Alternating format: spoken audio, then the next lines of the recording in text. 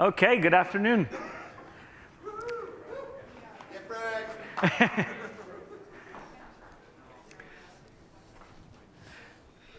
So we're going to jump right in here and talk about media. And we're going to try to have a pretty wide-ranging, free conversation.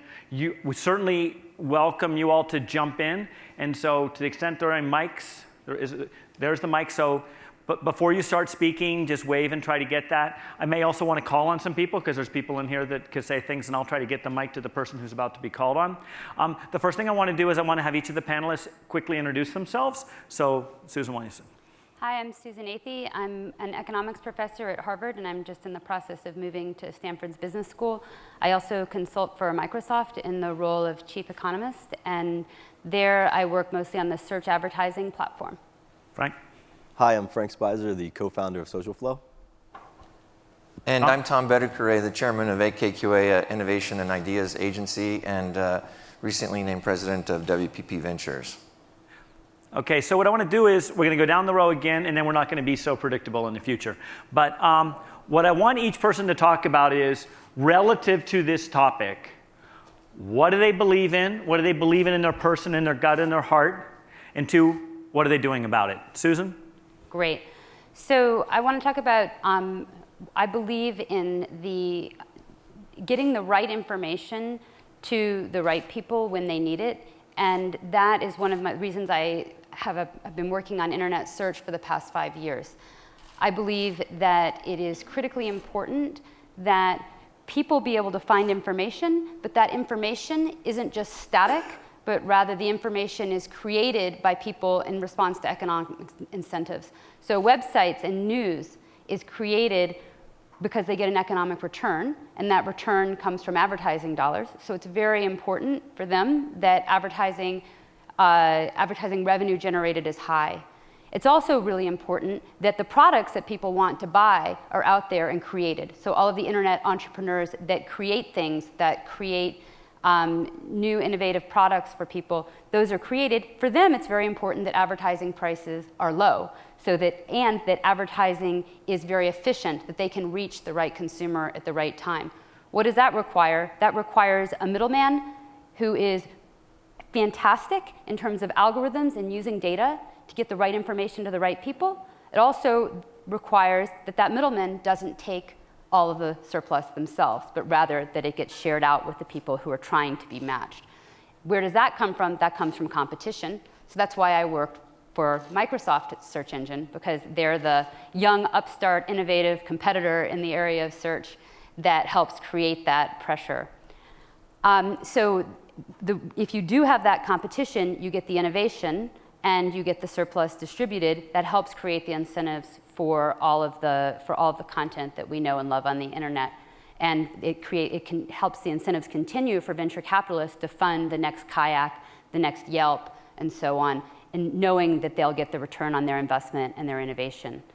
I also believe in particular in the importance of news for democracy and for keeping governments honest around the world. And so with the internet there has been so transformative. It has made it so easy for people all around the world to make information available, for citizen reporters to get information out. And of course, it's been hugely disruptive to the traditional media. So I believe that it is extremely important to preserve somehow the incentives for the expensive investigative journalism that beyond what will be created by all of the citizen reporters out there. But we don't have easy answers there. This is a very intractable problem. So I've been in this area, what am I doing about it? I'm doing research to try to study the impact of social media and news aggregators on the supply and demand of news, showing how, on the one hand, these forces are helping people discover sources of information that they never would have found, and causing people, therefore, to consume more news than they would have, because when the discovery costs are low, they can find what they're interested in. That increases incentives for people to create news. But on the other hand, the news outlets are losing their role as the curators of journalism. And because of that, they have less control, they have less of an incentive to create a reputation for quality and to cultivate the curation of high quality news across a range of topics, showing people things that they didn't even think that they might be interested in, giving them the news that's like their broccoli, about maybe international news, topics that are a little hard to digest. And my concern is that the incentives to create those types of news may diminish over time. Great. Frank. Well, those are great points, and we're working to solve some of them at Social Flow. What I believe and what we believe as a company, we're in the middle of one of those moments in human history when everything does change. There's never been a point in time like this where you could have access to so many people for so little cost at such an immediate interval. And we're sort of entering this time where you're having the traditional, pay-to-play, access-based networks being disrupted by things that there's no friction to get the message out there, no cost to really get it distributed, but the currency of the exchange is priced in terms of attention. And to your point, we are at one of those points where we can consume, fluffy, pop-based, easy-to-consume messages and sort of distract ourselves. Or we could use this time to sort of build trust and sort of, cooperation into these networks where they take the message and do something with it to make life a little bit better. And how do you do that? How do you get the conditions right for a network where you can have things that entertain you and keep you distracted, but then also get the things you want when you need them to do the things you want to do? And it's a pretty complex problem because you have, you can model off how well you'll compete now, but there's so much novelty and variance coming into all of media, but social in particular, where you can't predict an earthquake and what will happen after the earthquake if it happens, or if somebody gets assassinated, or things. All these things disrupt the way you allocate your attention. And as you get further into the future, the confidence at which you can predict how well you'll compete for that sort of falls off. So it's not a typical problem where you just look at the process and how things get distributed, and then you can sort of build risk into certain finite things happening. You actually have to take into account sort of the fact that there will be a point in time when the uncertainty takes over, and you have to look at how well you'll compete now and model out off of that, and just look at building worth into the distribution systems based around trust. And that's a function of what you expect the information to be used for. So, to summarize, we could use this time to waste a lot of time, and we could solve these problems so that we get worthless news out faster and we don't help each other as much. Or as people are self-organizing into groups and networks, we could find a way to communicate the information effectively so that people can then put some utility behind what they have. And it's a pretty interesting time to be working on the problem. Okay, Tom. So something I believe in and what I'm doing about it. Well, I'm a big believer that Silicon Valley and innovation is a more important force in the advertising and marketing business than maybe a power lunch on Madison Avenue. And it's why I live and work in Silicon Valley. And one of the things I'm doing about that is working with Sir Martin Sorrell of the WPP Group now to try to identify the next generation of entrepreneurs and innovation that can add value to our clients. And so we're launching WPP Ventures out in Silicon Valley to make investments in those kinds of companies. And I guess another thing I believe in is that the advertising industry, when I think of that, I think specifically of big advertisers and big agencies. Just like New York City maybe found out it wasn't ready for Hurricane Sandy, I don't think the ad industry is really ready for the next big tidal wave of change that's coming with mobile and social media and big data. And although it's certainly a topic that everyone's talking about, I'm not sure that they're thinking about it or ready for it in a way that our company is. One of our big clients is Nike, and the Nike Chief Marketing Officer, Trevor Edwards, had a comment a while back about Nike's not in the business of supporting dying media companies. The role of advertising is not about financial support for the media industry.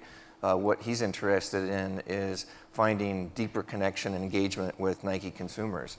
And so a lot of what we do for Nike isn't advertising. It's something that might create utility, like a mobile app like the Nike Training Club. And so I think we're more frequently working on apps than ads. And the most recent example of that is something called Nike Plus Connect Training for the Xbox 360, and it's a whole training program based on your own personal progress and your own workouts, and having the system giving you feedback and creating a better personalized training program for you. And a lot of what AKQA talks about with our customers is storytelling through software. And for us, that means having a software engineer as an integral part of the team as a copywriter might be on Madison Avenue. So those are the things that I think are important, and some of the things we're doing about it. Great. So just for disclosure of biases, I should probably very quickly tell you what I believe in. I believe that it's absolutely atrocious that the most consumed media in the world, television, is just loaded with irrelevant, redundant ads, and that someone's got to fix it, and that what we've been doing on the web should be able to fix it by better leveraging data and technology. And so I left digital marketing after about 17 years to try to work on that. But I'm interested. I'm going to come back to you, Tom, and then I want to make this more freewheeling a bit. So you founded, built, and now have sold the largest digital advertising and marketing businesses ever created. On the buy, say on the buy side or on the supporting the marketers. You are now part of the world's largest holding company in marketing services. What do you see are some of the critical issues when you go from being the entrepreneur attacking the citadel from outside to now sort of up in the top of the one of those towers looking out to the others being part of defending or growing the citadel? Yeah, well, I think we'll probably always have more emotional resonance with David more than Goliath, but I think it's a matter of trying to bring a new voice to the key clients that are inside the group, some of which we already work with, like Unilever, that are among the largest advertisers in the world, Johnson & Johnson, clients that we have that are big WPP clients. But I think part of it is helping them navigate this change that's coming in terms of when you take a look at, the big famous chart was how much money was spent on digital advertising versus how much time was spent online. And Mary Meeker's big analysis of a $50 billion opportunity to close that gap. Well, I think that whole clock is being reset on mobile, for example, where if you think about how much time people spend with their mobile phone and how much interaction they have on that versus the tiny, tiny amount of advertising or marketing support that's going through mobile. I certainly get a lot of questions from people as to, when is mobile advertising going to start kicking in, and when are people going to get that? But I think for a lot of big advertisers, they're still just catching up with online advertising, search advertising, social media, and mobile is something that is just gotten so big so fast they haven't had time to keep up. But a lot of what we are trying to do is being the voice out there of talking about looking beyond that and looking towards how to create utility and information and entertainment in media, screens, and experiences that are what people are looking for, and less about supporting those media channels through advertising as the be-all and end-all solution. Mm-hmm. Susan, how do you see having a role with the underdog in search, Microsoft?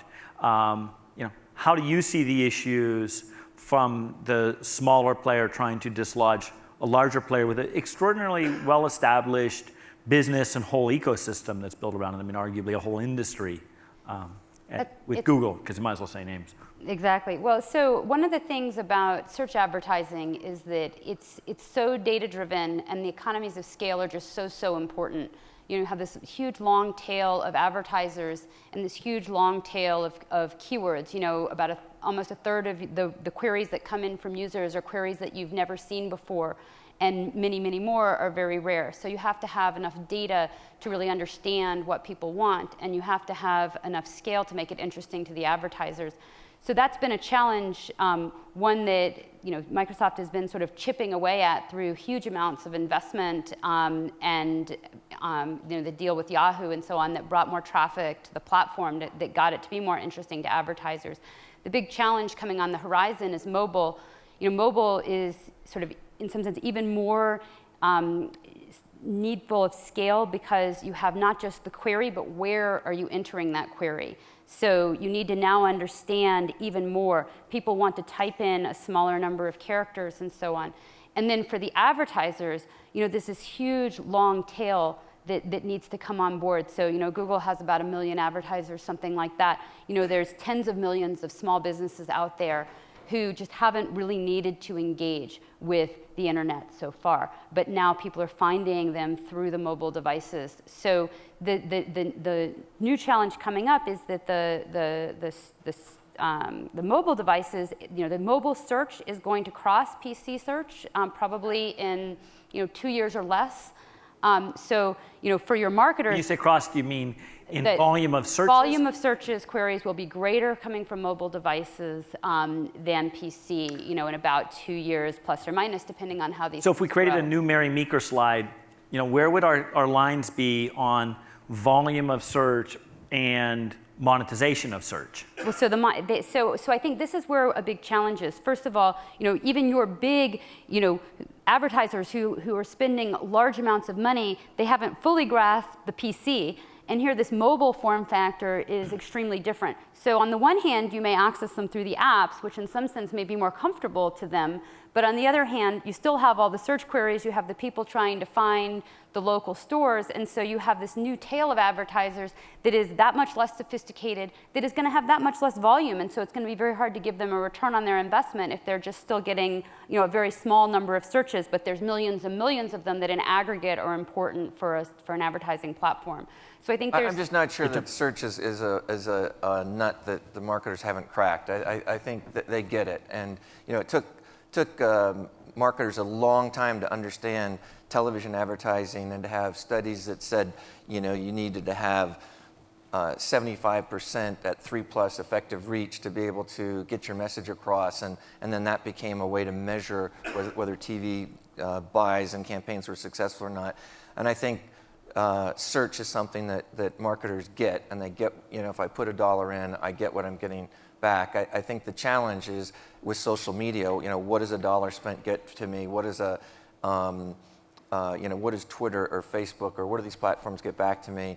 And then when you take that beyond to mobile advertising outside of search, then it's even, I think, more of a question mark of what's inside that black box and how do I, you know, evaluate those investments. But I don't think search from a marketer's standpoint is a challenge for rationalizing money that they spend on. Well, so I guess maybe my point is that on the mobile side, I don't think anybody has come close to achieving the potential even within search. And I agree that search in some sense is the easiest thing to get.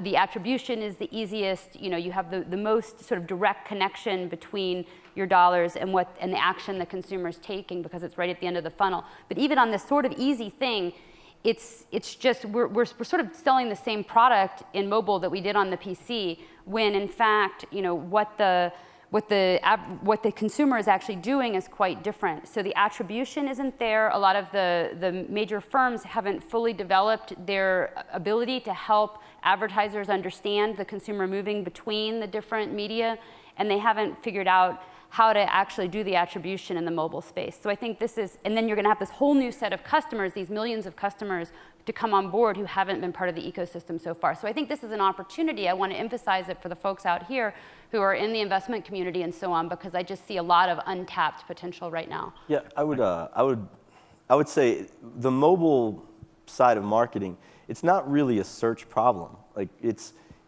you know, there's mobile search, of course, and then there's, you know, things based on the local context of where you are, but the device lives with you, and it's probably more like social than it is like search, because there's so many things you can do, and there's a radius of things around you that you can interact with, and it's more of a ordinal ranking matching problem than based on things you already know and things that you're already inclined to do. And so there's the I'll go find it, like the aggressive go after it, search-based direct marketing model.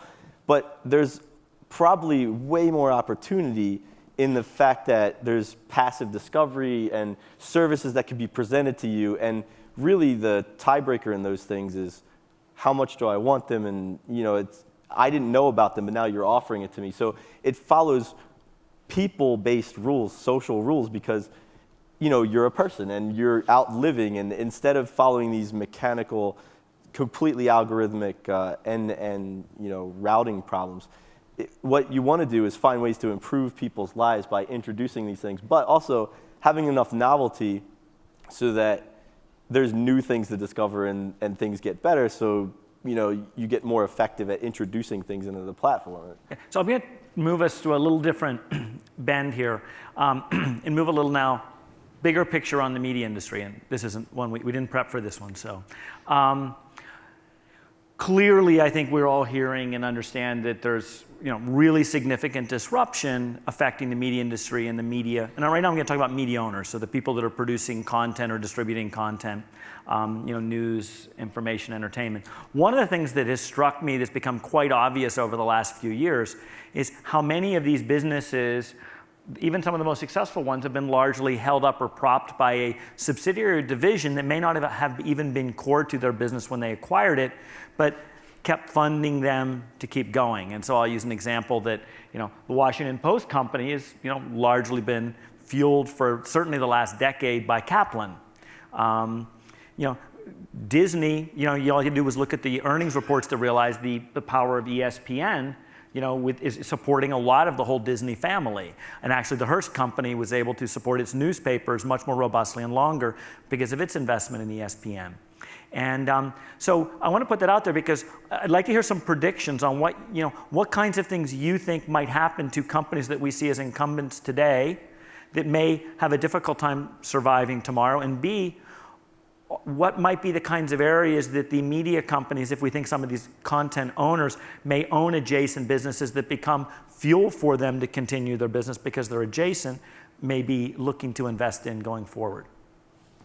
Well, you were talking about television, and you know, anything I've read says that the amount of time that people consume video, if you think more broadly, is growing, not shrinking. And when you think about it, devices that you can watch video are multiplying, and as more and more people have smartphones and as bandwidth increases, the idea that you have to be sitting in front of a television set to watch television, you know, is going out the window. So I just wonder to what extent the fact that people are going to have so much freedom and so much choice about video content and 24/7 availability, you know, how is that going to further disrupt what has been the bedrock of the advertising business in terms of broadcast television and all the advertising dollars into broadcast television? How is that going to shift when Netflix and Amazon and Xbox and everyone else, you know, is streaming all kinds of video content 24/7?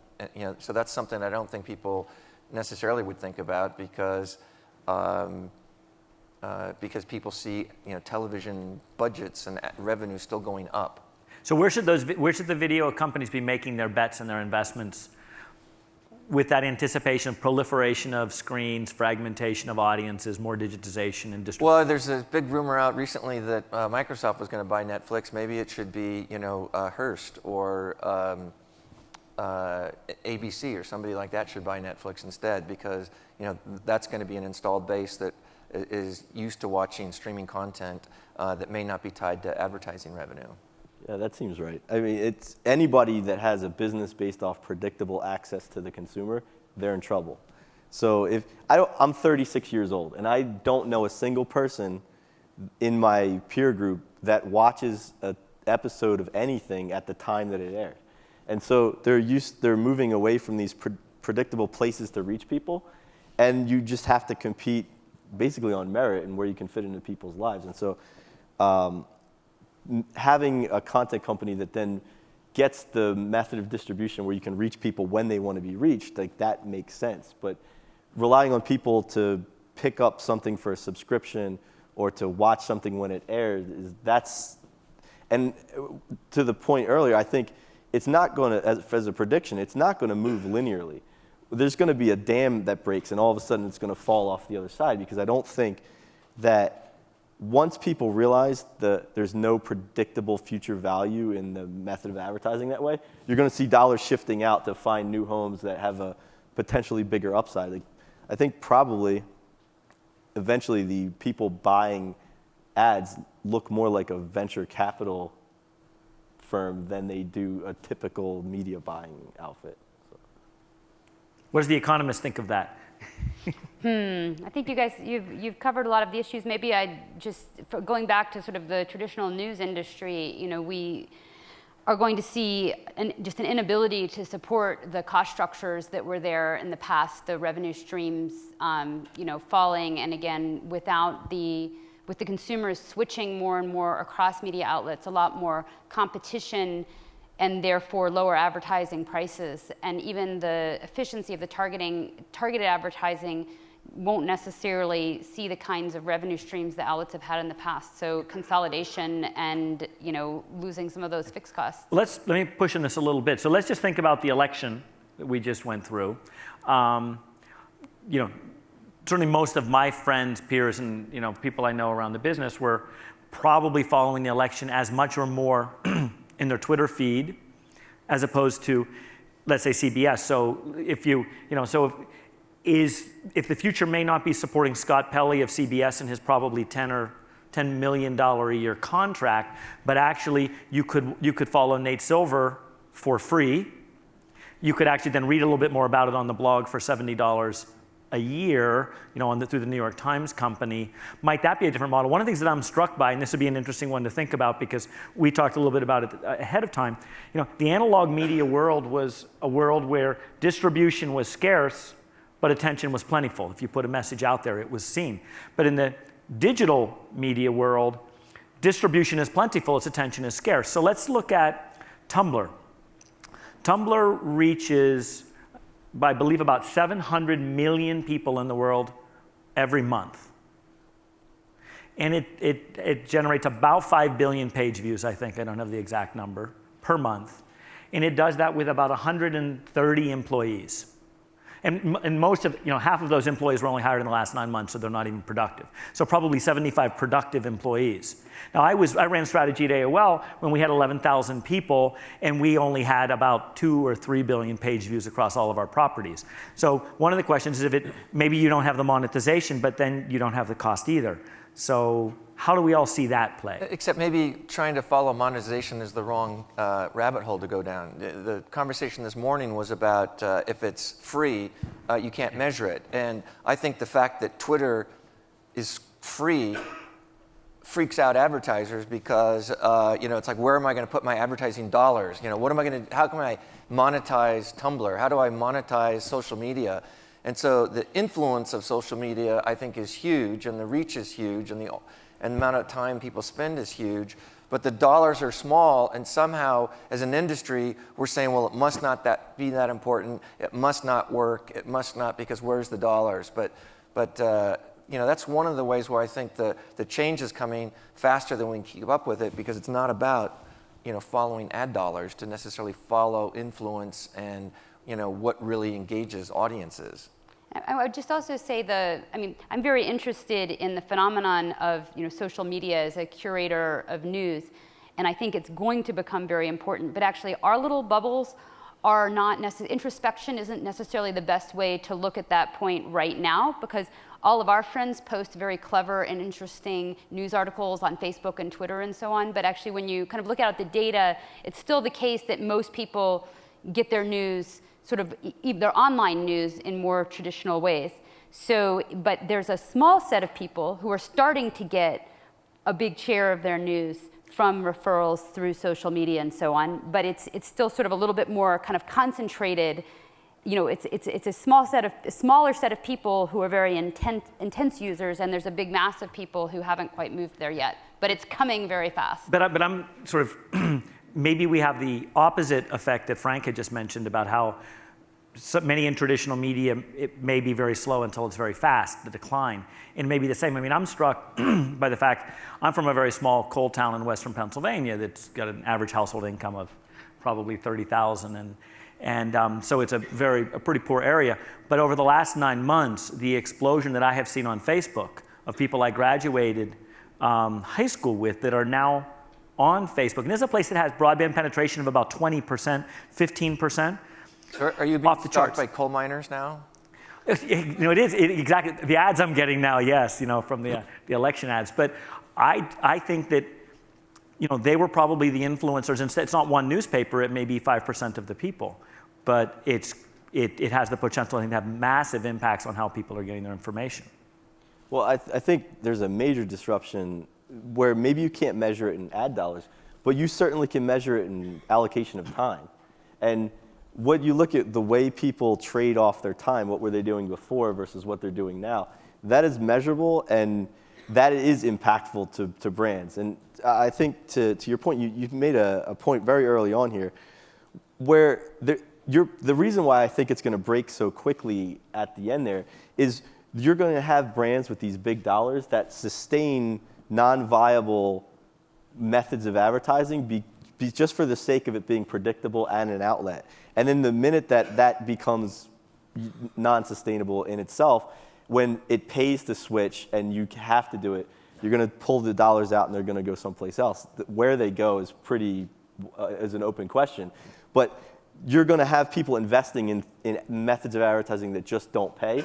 For the sake of that, you can actually measure them. And I think once that's not there, it gets a little more unpredictable. Tom? Yeah, well, I was thinking what you said earlier at lunch about Craigslist. Who would have thought this little website in San Francisco with the funky guy with the beret that didn't have an enormous revenue model was going to kill the United States newspaper industry, and that was going to kill classified advertising. And if you think about all the money that went into classified advertising versus the amount of money that goes into Craigslist, it doesn't make sense if you're trying to analyze a rational flow of dollars. And I just wonder if there are things that we don't even see now in social media and mobile that are going to kill other businesses, get them blindsided because it's free. Yeah, that's interesting. That's, I guess, what some venture capitalists have called the $0 billion markets, where Craigslist has displaced probably $15 billion worth of advertising for a business that probably isn't generating more than about $150 million in cash, though it's probably doing that against only $40 million of cost. So it's an extraordinarily profitable, much, much smaller business. Right. Well, as the economist, of course, the social value created is extraordinary. So people aren't paying the price for it. So you're not seeing the consumer utility. So it's interesting. I'm interested. So let's think about it in this way. Where's that being displaced? If people are going to have to pay less for content, and advertisers will be having to pay less because they can get free distribution, where's the displaced opportunity? Well, so I think it can be tempting to kind of just think, okay, money was here and it goes somewhere else, but you can also just have people getting different shares of a pie. So the people who were selling through classifieds keep more of the pie, and the consumers keep more of the pie, and the middleman got squeezed out. So competition can do that. I mean, there's no sort of law that says middlemen have to take a huge chunk of the surplus along the way. I think this is good. I really think this is good because, if we'd have just gone along and with people bemoaning the loss of that, there would be a giant telephone operator industry right now instead of Google or something like that, where now that went someplace else, and because that thing that didn't have much utility is gone, there's a better way to do it. Maybe, and I don't know this is what everybody wants to hear, but maybe instead of spending on advertising, you can spend it on the product itself and the people that need to make the differentiated product. What's interesting, so if I get to the microphone, and Mark Blonchek doesn't know he's going to be called on yet, but I'd like the microphone up in his hand, please. But it's interesting, Walmart announced this year that it was going to take $1 billion of profit and put it back into price reduction rather than marketing, and that's what it was going to do. It felt it wins on price and went, how it displaces. But so when Mark and I met here a year ago, he was running community networks and its development for Sears and Kmart. So we have someone who's a marketer who has dealt with this. So I'd be very interested in your perspective on what was just being talked about here and how you see this.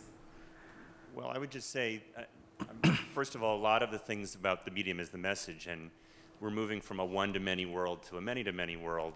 That's back to McLuhan and Innes and where that came from. And what does it mean to be in a many-to-many world where people can connect with each other? So I completely agree with everything that's been saying. Look, the one part I would say is where the money goes. It definitely comes out of advertising, but I don't think it necessarily goes into the product. I think it goes into the relationship, because that's what's changed, is the relationship between the brand and the individual. And so the question becomes how we use data, how we use all the other things we've been talking about to change the nature of the relationship between the brand and the consumer, not as a passive audience, but as a co-creator. Right, but I think the social contract used to be, you have content, you have news, you have pretty pictures of new dresses in magazines, I have my attention and time I'm going to give you, and I don't mind watching a commercial or seeing a print ad because you're giving me that. And I just wonder if that is thrown out the window because there's a different exchange and a different value exchange. I can get all this stuff free now. I can find out everything I want is free. So where's the exchange going to be? And I just wonder if those things are, I'm going to give you my data if you give me something in return. I'm going to give you my attention if you give me free wireless or free cell phone. What are the things where people want that they're spending a lot of money on right now? Maybe it's the phone companies and the cable companies that are going to be, the next, someone else is going to say, I'll give you what they're giving you, but you're going to need to have some advertising attached to it. And of course it does go out the window, because before you'd buy a billboard because you drove past it and you had to drive past it because you were going, and you advertised on TV because you had to tune in to TV to watch the show, and I was able to get you there. You don't even need to read the entire magazine anymore. Like, you can get it bit by bit online, and the monetization is moving over there, and you can get it piece by piece. So the switching costs you nothing to divert your attention to something else, and there's no contract that I will definitely get you at that spot for that reason. So maybe it is the relationship, but it can't be predicated on reaching you in some predictable way.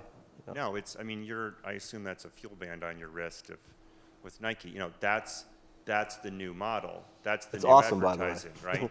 right? That's what I mean by a relationship. It's not the product. I mean, they may make money off of that, but it's a different relationship They're that hoping Nike to. has with you. Yeah.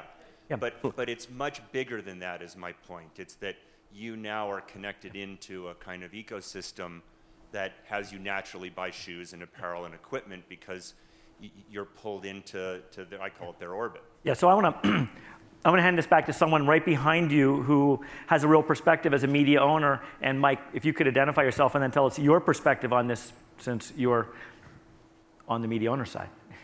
Yeah, well, thanks, Dave. I'm Mike Federley, the Chief Operating Officer for Forbes Media. And an interesting conversation that, to me, first from a media owner's point of view, has to be viewed as looking at the end of your own sort of what got you to the party and coming to terms with that. If that, before you can come up with answers to any of those solutions or possibilities of where it's all going. And that, I think, is kind of the first step to getting to a solution. I'm not going to tell you what that is, but that, I think, is kind of the first most important step. Yeah, so if you could keep handing it back to your right, to Avner, because I'd like to have, I think someone we've got an opinion on what may be the future of television and video when it's available in a more distributed way. So Avner, I want to tell folks who you are and your perspective on the future of video. So I'm Avner Ronen. I'm founder and CEO of Boxy. We just launched a new device last week that sells at Walmart. So you can go to Walmart not far from here and pick one up. And what it does, it's a hybrid device. It brings you the broadcast channels, ABC, CBS, NBC, and Fox, and Netflix and YouTube and Pandora and Spotify. And it has a cloud DVR, so the device has no storage, and it uploads your recording to the cloud, and you can watch them on your iPad, and you can record as much as you like. So, our focus is on the TV screen, has been for a while, and the way we view the future of video is a lot of it is still dependent on the content. What we found is our original device was a pure cord cutter device. It was pure over the top, and it only got you access to Netflix and YouTube and so on. And what we found out is that, while it's nice, it's really niche. People still want to watch, American Idol, and they want to watch the local news, and they want to watch a lot of content that is just not available over the top just yet. And the other thing that we figured out, so that's why we, with the new device, we introduced the ability to access that content. The other thing we figured out is the fact that the device is connected doesn't change the psychology of the user when he sits down on the sofa. And we had a lot of icons on our screen and a lot of options to browse content, and we had over 400 apps. And what we found out is that it degrades the experience. It doesn't make it better. People just want to sit in front of the TV and watch something. And TV does that great today. And we just took, a lot of us in the industry of connected TV just took the paradigm of the iPad or the iPhone and just put a bunch of logos on the screen, and that's just not the future of television. So we think the future of television as a screen, as a big screen, is that it's going to be very much like it is today. The screen is going to be thinner and bigger, but it's still going to be all about the video. A lot of other stuff is going to happen on the second screen, but on the TV screen, it's going to be all about the video. So in that sense, we have a traditional point of view of the world. But we think the sources of content, the video that comes to that screen, not necessarily is going to come from cable or satellite. A lot of it is going to come over the internet. So the experience is going to remain the same. The sources of the content is going to get different.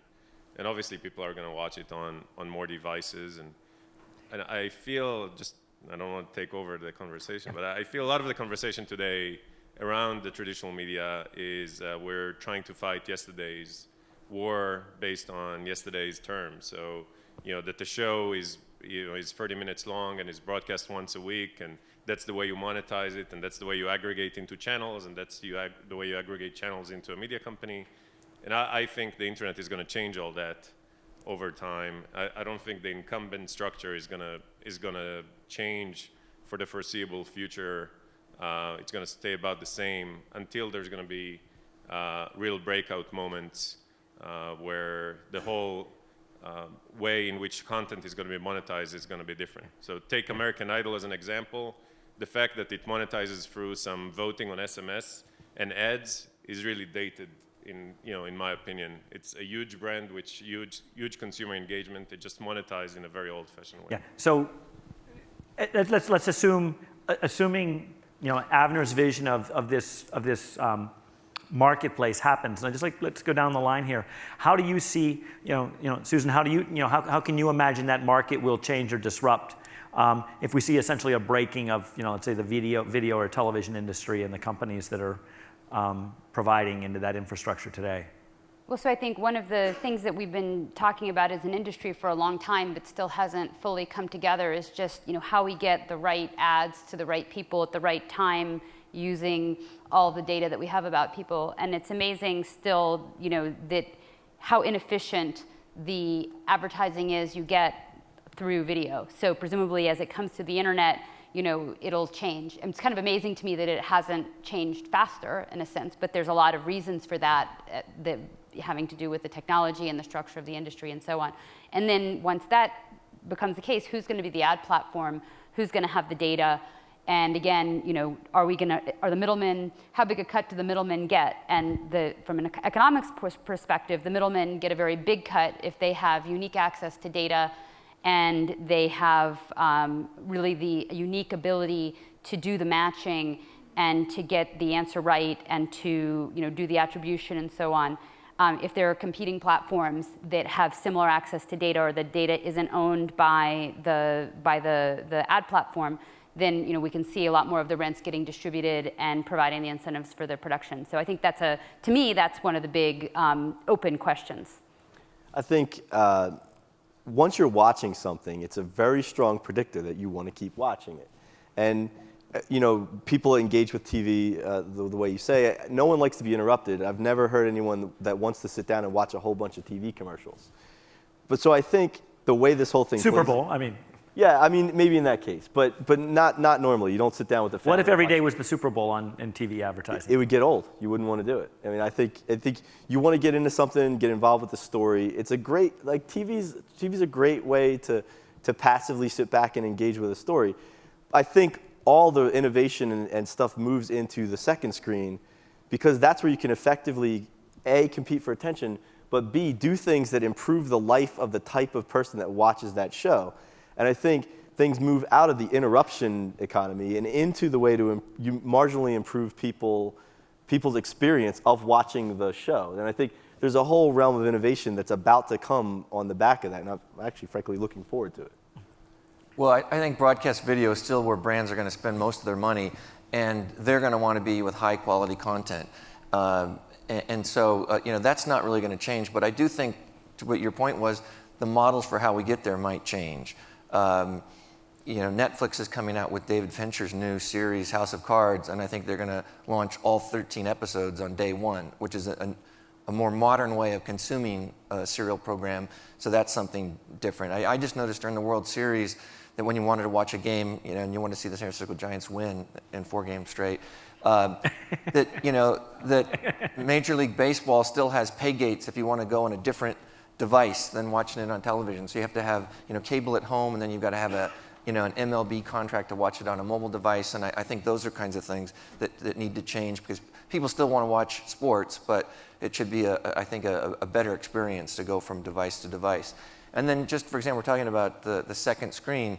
Everyone's going to have a mobile device in their lap watching television. So it's not just going to be sitting on the sofa. It's always going to be sitting on the sofa with a tablet or a mobile phone in your lap, and I don't think all of that's been worked out. How does that add value to the equation? How does a marketer or advertiser take advantage of that? So I do think that all these changes are happening faster than we can keep up with, making media more relevant. But certainly the marketers are going to have to do a much better job of really inviting the users in, because if the users don't want to engage in the ads, they find ways around it. And so this is really the ads providing an invitation to you to interact in some other way, which, similar to mobile, new actions, new attribution models will come into play. And then, if one action is, downloading an app, how valuable is that you now have this relationship with your customer? So in some sense, you can see, competing very hard to have the opportunity to get someone to form that relationship, at which point you don't need to be out there trying to acquire that consumer anymore. You've got them with your app and you own them. So you're going to have to, in some sense, work harder to find them and attract them to you. And I'm interested in the distributional consequences of this as well, because it's a product that you use more often, or a product that is very important to you, that's worth downloading an app, that's worth making a relationship over.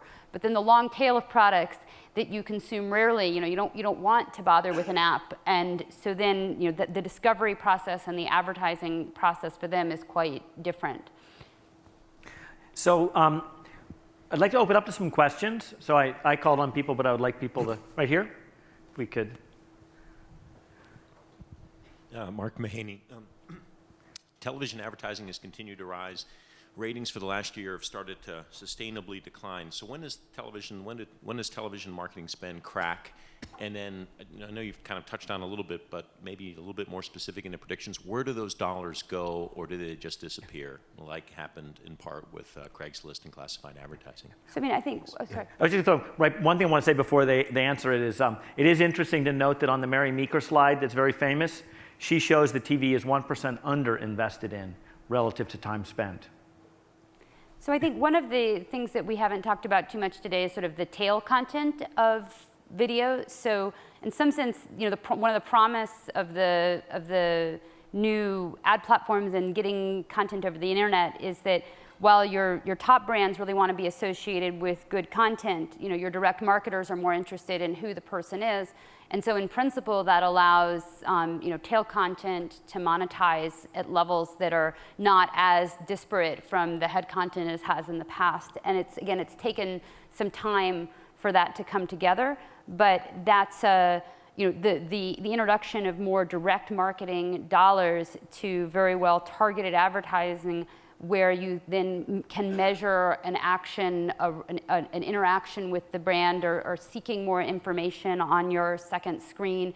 All of those types of things. Again, we've been talking about them for years. We can sort of see them coming, but it still seems to me like at some point that is going to break open, and that's going to shift the incentives for content production, as well as bring in a different mix of advertising dollars than in the past. I think some of them go away. But if tune-in is going down, by definition, they have to shift the dollars into discovery mechanisms. So it's good to be Facebook, Twitter, and Google still. But I think you got to get people at the top of the funnel then at that case. And so as tune-in starts to trail off, you have to invest more to get people to tune in, and that flows to discovery.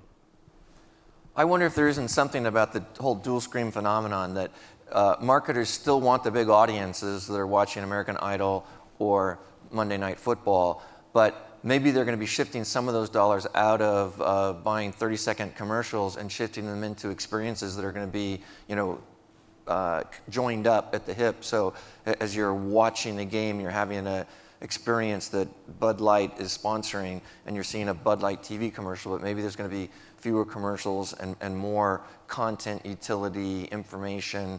Maybe it's going to be a special fantasy football app that provides great value and would cost a lot of money to run for Anheuser-Busch, but that might be a way that I'm still talking to that same audience. They're still engaging in the same behaviors, but they've also now got something else on their lap that I can engage with them. One more point to that, though. Yeah, go ahead. Yeah. And that's tune-in may be going down for things that you'd expect and predict them to be, but I don't think people aren't tuning in. They're just doing something else. So that's a signal that people want to do something different, and they're opening up to being able to find new content. But I think all the data says that people are still tuning into video more than ever. It's just probably different video. Yeah, I mean, mostly it's like a heavy rotation out of broadcast prime into cable networks and smaller cable networks and smaller tail. But right back here, we have another question. Hi, yeah, Ben Wu is my name. Two quick questions. The first And who are you with? Neurolytics, a market research firm. First quick question is, how much of your comments are US or North American centric? And secondarily, as we look at the globalization as a result of the internet and that second screen, how much does advertising have to change to be global and be able to be consumed by people in different countries, cultures, languages, etc.? Well, I'll throw one thing in just because I used to sell transnational advertising, so I've lived with that. We still have very few companies in the world that have a product that can be bought, consumed, sold, serviced in a same or similar way in many multinational markets. And so I would at least first start with, I don't know that we're going to see that many global advertising and global advertising budgets, because you have to interact, sell, price, service, deliver, distribute differently market by market. And I just inject, I've worked with Coca-Cola, McDonald's, Unilever, the global advertisers. They don't spend money globally. The money is all down in the regions and the countries. So there are not big global budgets right now, but the big global advertisers, not anytime soon. I think it's actually, the trend is the other way. We actually used to have a lot more global budgets 25 years ago than we have today, because much more power has been pushed down to the local markets, to localize things. Now, probably the one product that is a bit different is media. And I think if you look at the one success of CBS networks most recently, is the fact that CBS no longer has to deficit finance its large primetime shows, because it has produced them in a way that they can be sold outside the United States immediately. And like, The Good Wife, Hawaii Five-0, The Mentalist, they were all profitable before they even launched in the US, because they've been sold globally. And if you look in movies, for example, we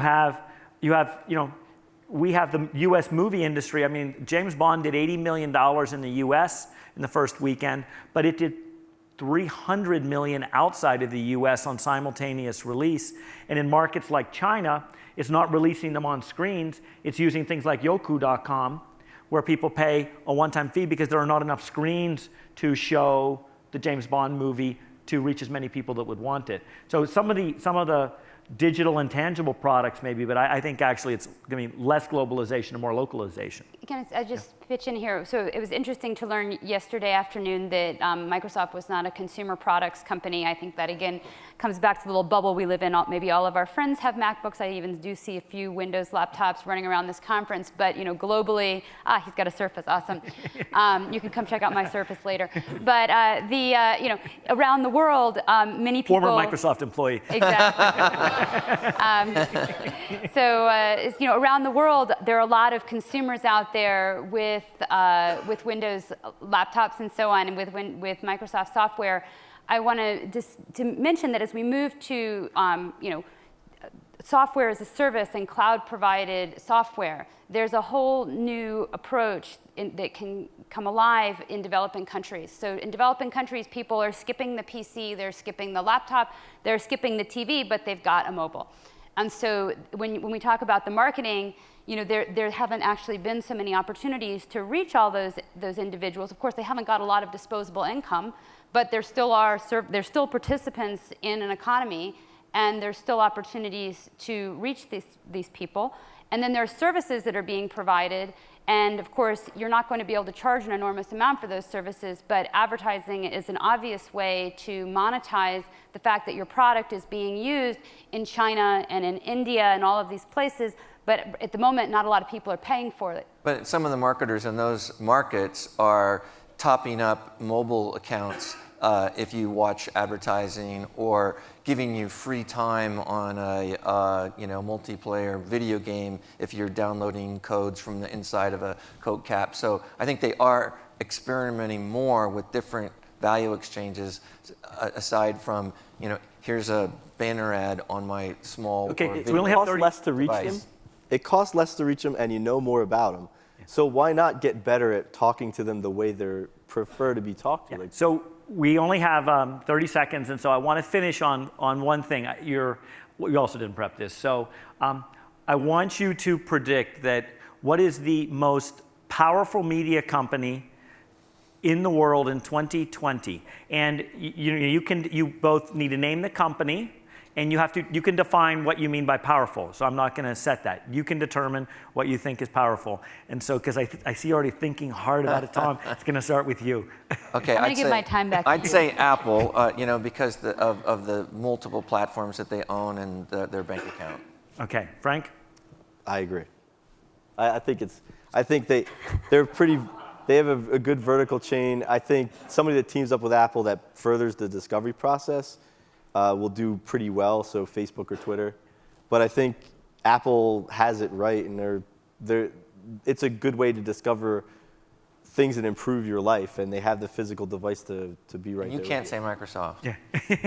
I think we'll just close it on that. We'll see. Well, I'll offer one because, so I have to offer one that's a little bit different. So I'm going to say Amazon, and I'm going to say Amazon because actually it was a point I hadn't thought about that last week I heard in an interview with Fred Wilson from Union Square Ventures, who pointed out that Amazon today is more dominant in web services provision than Google is in search. And so I think the capacity for a company that's becoming a massive retailer, starting to move video into its platform in a heavy way, has more information on more people, more data, unique access, has the capacity in 8 years to be the most powerful media company. So we thank you, everybody, for your attention and being part of this, and thanks very much to the panel.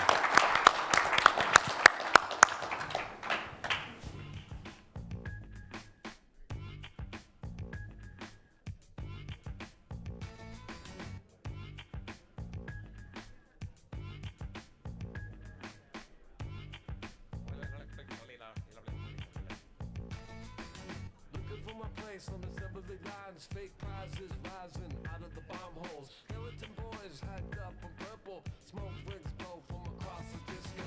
Banknotes burn like broken equipment. Looking for shelter, readjust your position.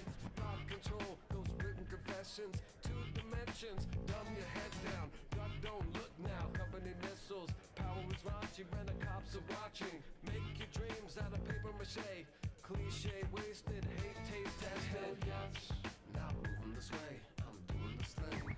Please enjoy. Hell yes, now I'm turning it on, I'm working my legs.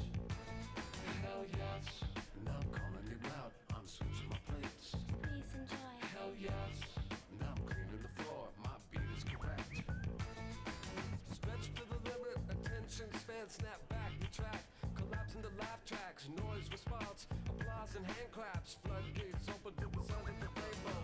Breaking points on the verge of pointless. Fools anointed to the followers' fanfare. Look for the common, not superficial. Code red, cola, or conformity crisis. Profundity idols, rewriting the Bibles. With magic markers running out of the ink.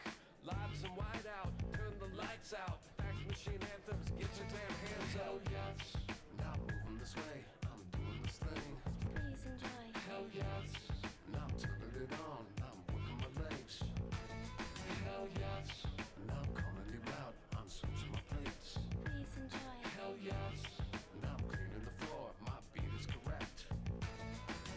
Yes. Yeah, that's it. Let me sing. Yeah, that's it. Let me sing. Yeah, that's it. Let me sing. Yeah, that's it. Let me sing. Yeah, that's it. Sing me sing. Yeah, that's it. Yes. I like your bass. Yes. Your beat is nice. Yes. Hell yes. Hell yes. Hell yes. Hell yes. Yes.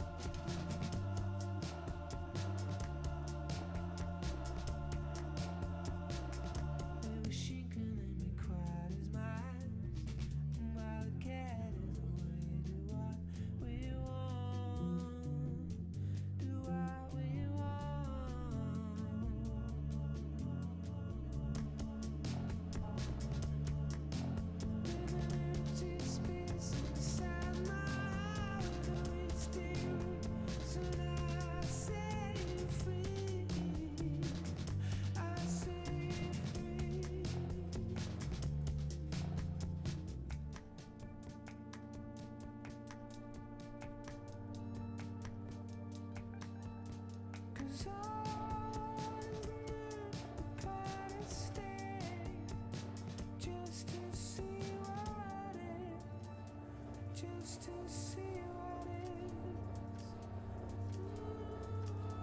Birds fly into my room.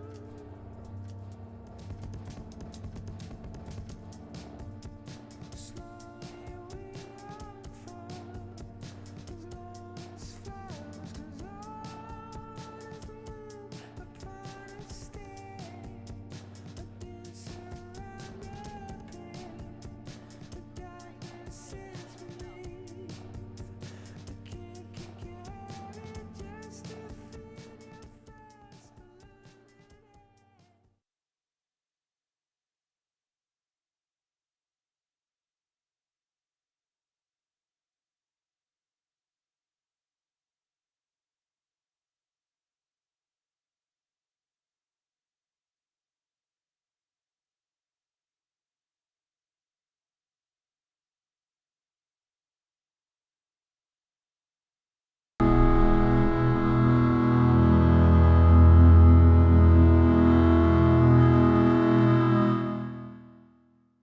We live in a world that is in a constant state of transformation. Political, natural, transformation that has many faces, many consequences. A world overflowing with information, with the potential to improve the lives of millions, the prospects of nations.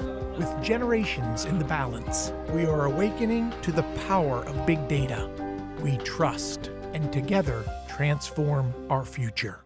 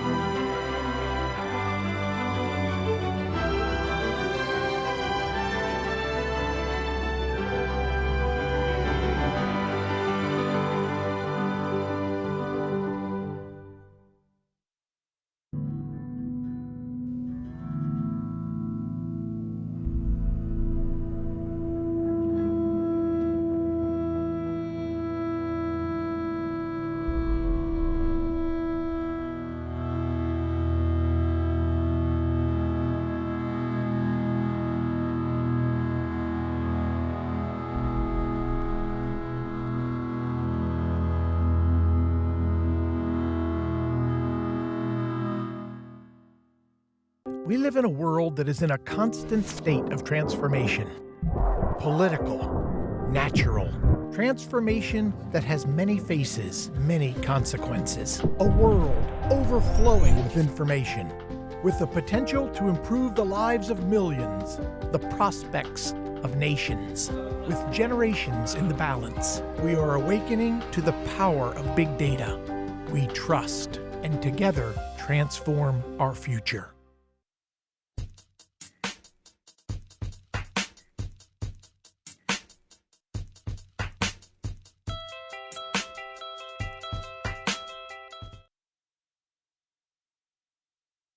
Gentlemen, our program is about to begin. Please silence your mobile devices and take your seats. Thank you.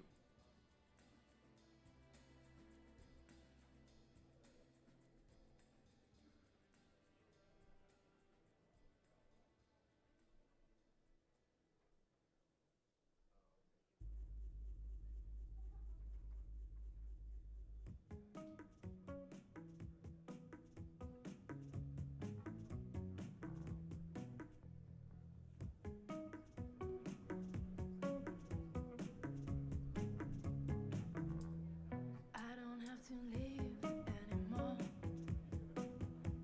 What I have is right here. Spend my nights and days before, searching the world for what's right here, underneath and unexplored. Islands and cities I have looked. Here I saw something I couldn't overlook. I am yours now, so now I don't ever have to leave. I've been found out, so now I'll never explore. See what I've done. That bridge is on fire, yeah, that's the way I've been. I'm froze by desire. Where would I be if this were to go under? That's the risk I take. I'm froze by desire. It's a choice I made, and I am yours now, so now I don't ever have to leave. Ladies and gentlemen, please welcome back David Kirkpatrick.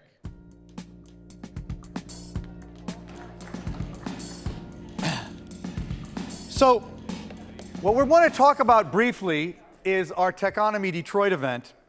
Last year, we said we were going to do an event in Detroit, and we did. And the purpose of it was to reach out to a broader audience with the message about technology's centrality to business and social progress, as we like to endlessly repeat, but especially in the context of the importance of that for the United States. We try to take a very global view here, but in Detroit, we really aimed to make the point that the ideas about technology's role need to be more incorporated into a dialogue about the future of the American economy. So we made a little video about it, and I'd like to show you that right now, and then I'll just say one or two other words and we'll get on with the program. But the video says a lot about what happened there, so let's roll that video.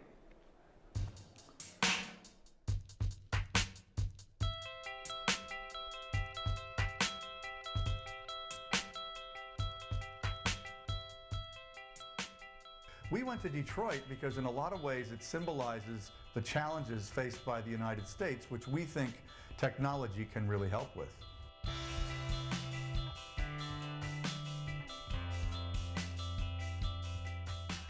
We made a one-day instead of two-day event. We invited anyone who wanted to come, and we allowed a lot of students and others to come. We really aimed to have a broad impact on the thinking in Detroit and in the United States about how technology is going to affect economic growth and jobs. We need to take all of the cool things that are happening in technology and community and internet and all of these things and put it into the things that matter, the things that we touch and feel every day. There are huge sectors of the economy: education, healthcare, energy, that haven't really been disrupted that much in the last 25 years. What I think of as the first internet revolution, getting everybody to believe it was important, get connected, multiple devices, multiple networks, that's sort of been accomplished. The second internet revolution is how you use the ubiquity and now the mobility of the internet to transform other important aspects of life. People are making a living by producing things in their basements or a tech shop or in their living rooms and selling online. We actually think fundamentally that crowdfunding is a social experience. And anyone who has not funded something that way or raised money that way does not understand that until they actually do it. Because you're funding people via crowdfunding. You're not just funding ideas, but people. At Techonomy, we like to say that every company is a technology company, and that's not just a rhetorical gamesmanship. We think that software is becoming so central to everything that happens in modern society that if a company doesn't have its own software and technology development activities and doesn't even at the CEO level think day in and day out about how technology is creating new opportunities and new challenges, that company is at risk. It makes absolutely no sense when we educate some of the smartest people in the world with advanced degrees and then ask them to leave the country and go start up companies elsewhere. Why aren't we stapling right to their graduate application a visa or a green card?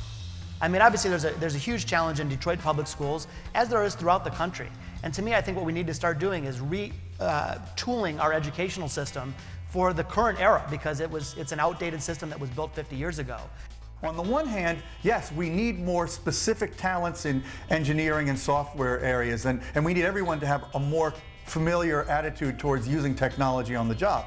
That's not so hard. What's really hard is creating more independent-minded thinkers who are capable of adapting quickly to change. That is what's going to be required for employment in the coming years. The amazing thing about technology is that you can see effect immediately. So if you build something, you can actually see it in the world and you can see it working. Whereas if you enact a policy within the city government, it can take anywhere from 4 to 8 years to actually see the result of it. Change happens so slowly. So how can we actually speed up the change? And one way to speed up the change is to over-communicate and to make more available and more transparent the data, how the government is running, what needs to change, why it needs to change. It's unacceptable for our leaders not to be talking and thinking very actively and aggressively all the time about how technology is going to help move us forward. Detroit specifically was born on the spirit of disruption. I think the main thing here from the city of Detroit standpoint with Mayor Bing and the council is that finally, right, we are addressing the financial cloud that was overhead for years and decades that was never dealt with before. Detroit is a test case for what we can be. If you listen to our politicians, you know, what we should be and what we can be as Americans. I think Detroit is a great place for entrepreneurs. I think you can't help but look around and if you're a certain type of person, think about opportunities. It's so great to have Techonomy come to Detroit. It helps shine a spotlight on our state's innovation and entrepreneurial DNA. It's not just about Detroit, it's really the story of entrepreneurship in America and how it really is spread more broadly through the nation than we sometimes realize. We think it's a great context for an ongoing discussion about the future of the U.S. economy. It's not just about Detroit, it's about America, and we will continue to do it in Detroit.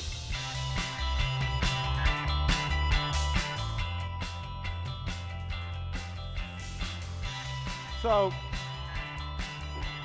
okay. It's nice to have Steve in the audience because the money quote in that whole video is uttered by you early on. So thank you for being so articulate and being there. You know, like I said, it was, and I say in the video, it was really about U.S. issues. As I mentioned on stage before, am not as sanguine about the U.S. economy as some. And in any case, even if we're competitive with the rest of the world, we have this vast income divide here. We have huge problems with our educational system, as was discussed I think, in the education session just now. And in fact, when we go back to Detroit next September, which we have decided to do firmly, and we have the governor's support. The governor wasn't there, but the reason he helped us with this video is because he's really going to be involved next year. Education is going to be one of the key issues that we talk about.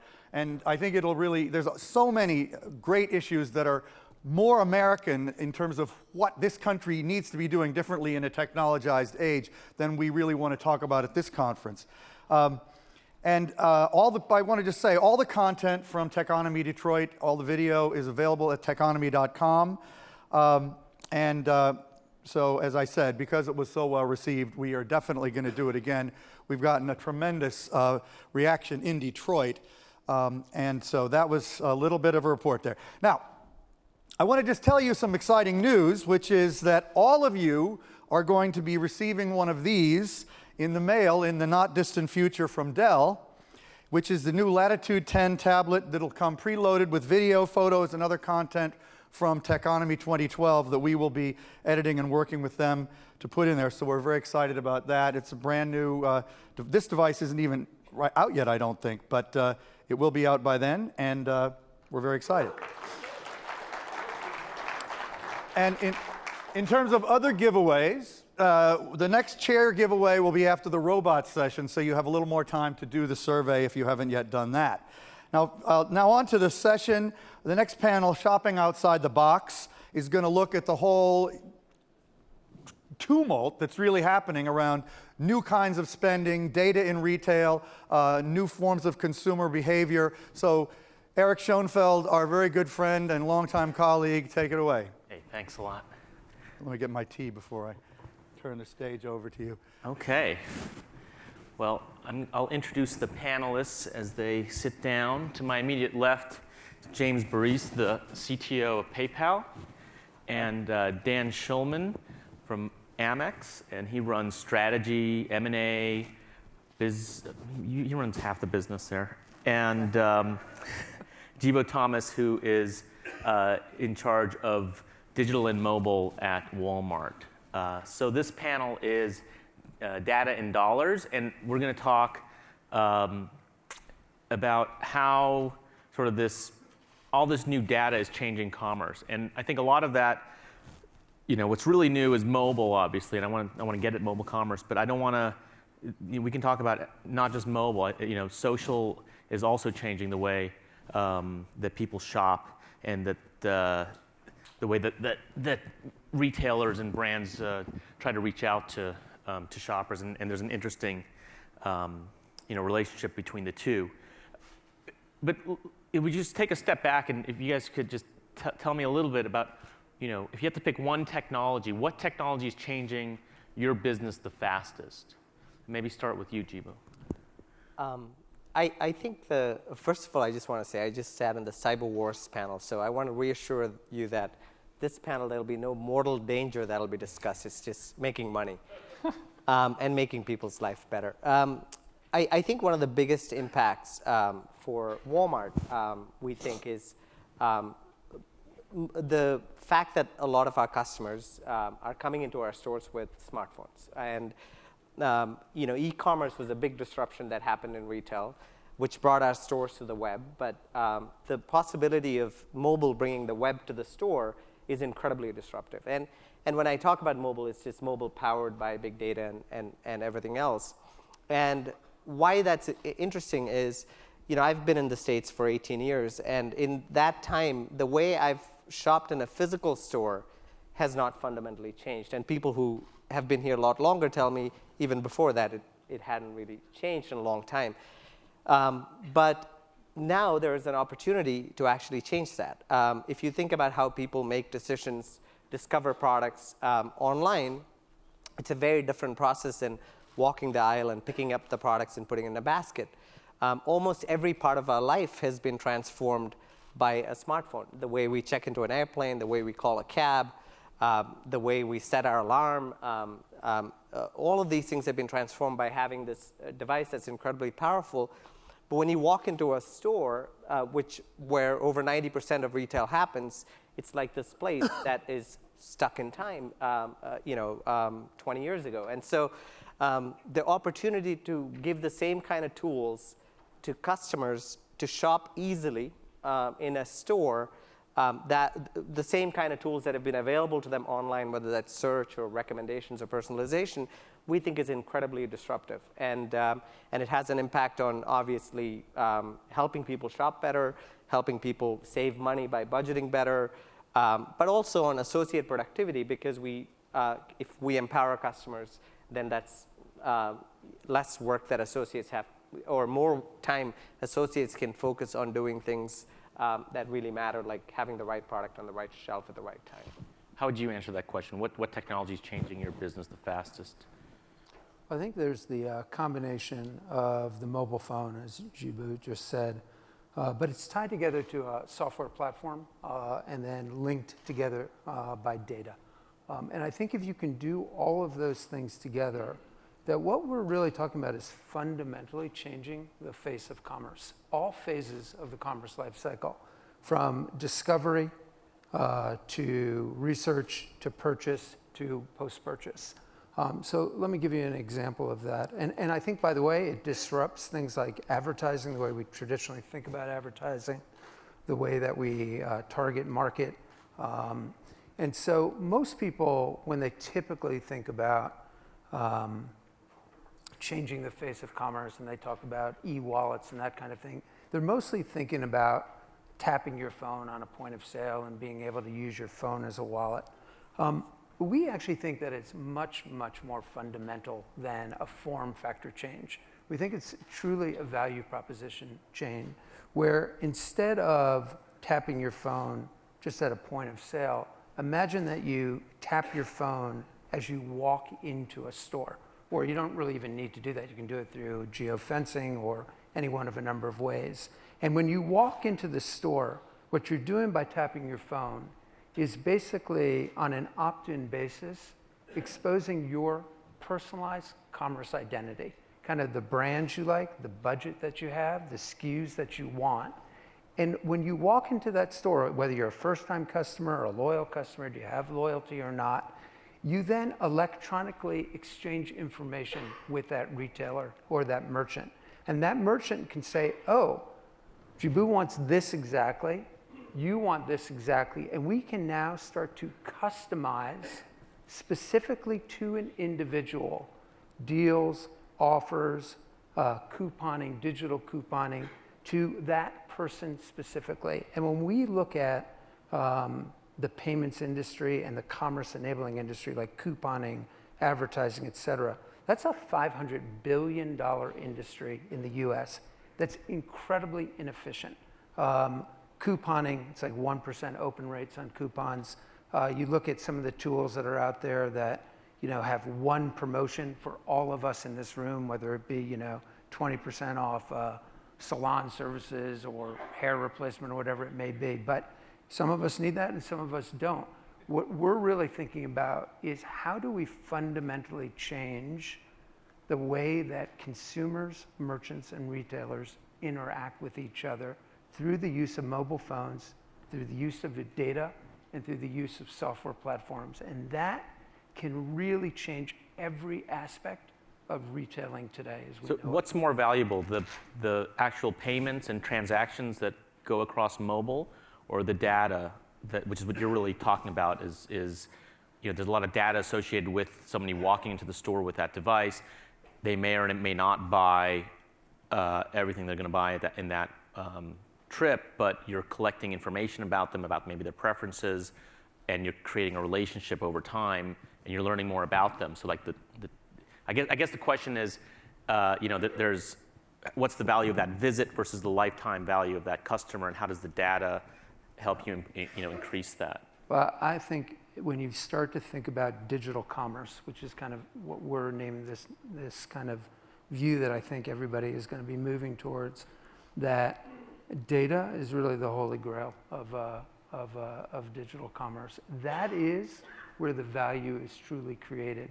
You obviously can create value through a number of different ways, but data is what enables us to know whether advertising is effective, to track from online to offline, to create loyalty programs that create interaction between a merchant, a brand, and a consumer. So if I had to make a choice, it would be data for sure. How does PayPal think about that? I mean, you're going to do $10 billion in mobile payments this year, up from what, like $4 billion last year? Yeah, $4 billion, and we keep on growing, and we're seeing extremely rapid increases in adoption.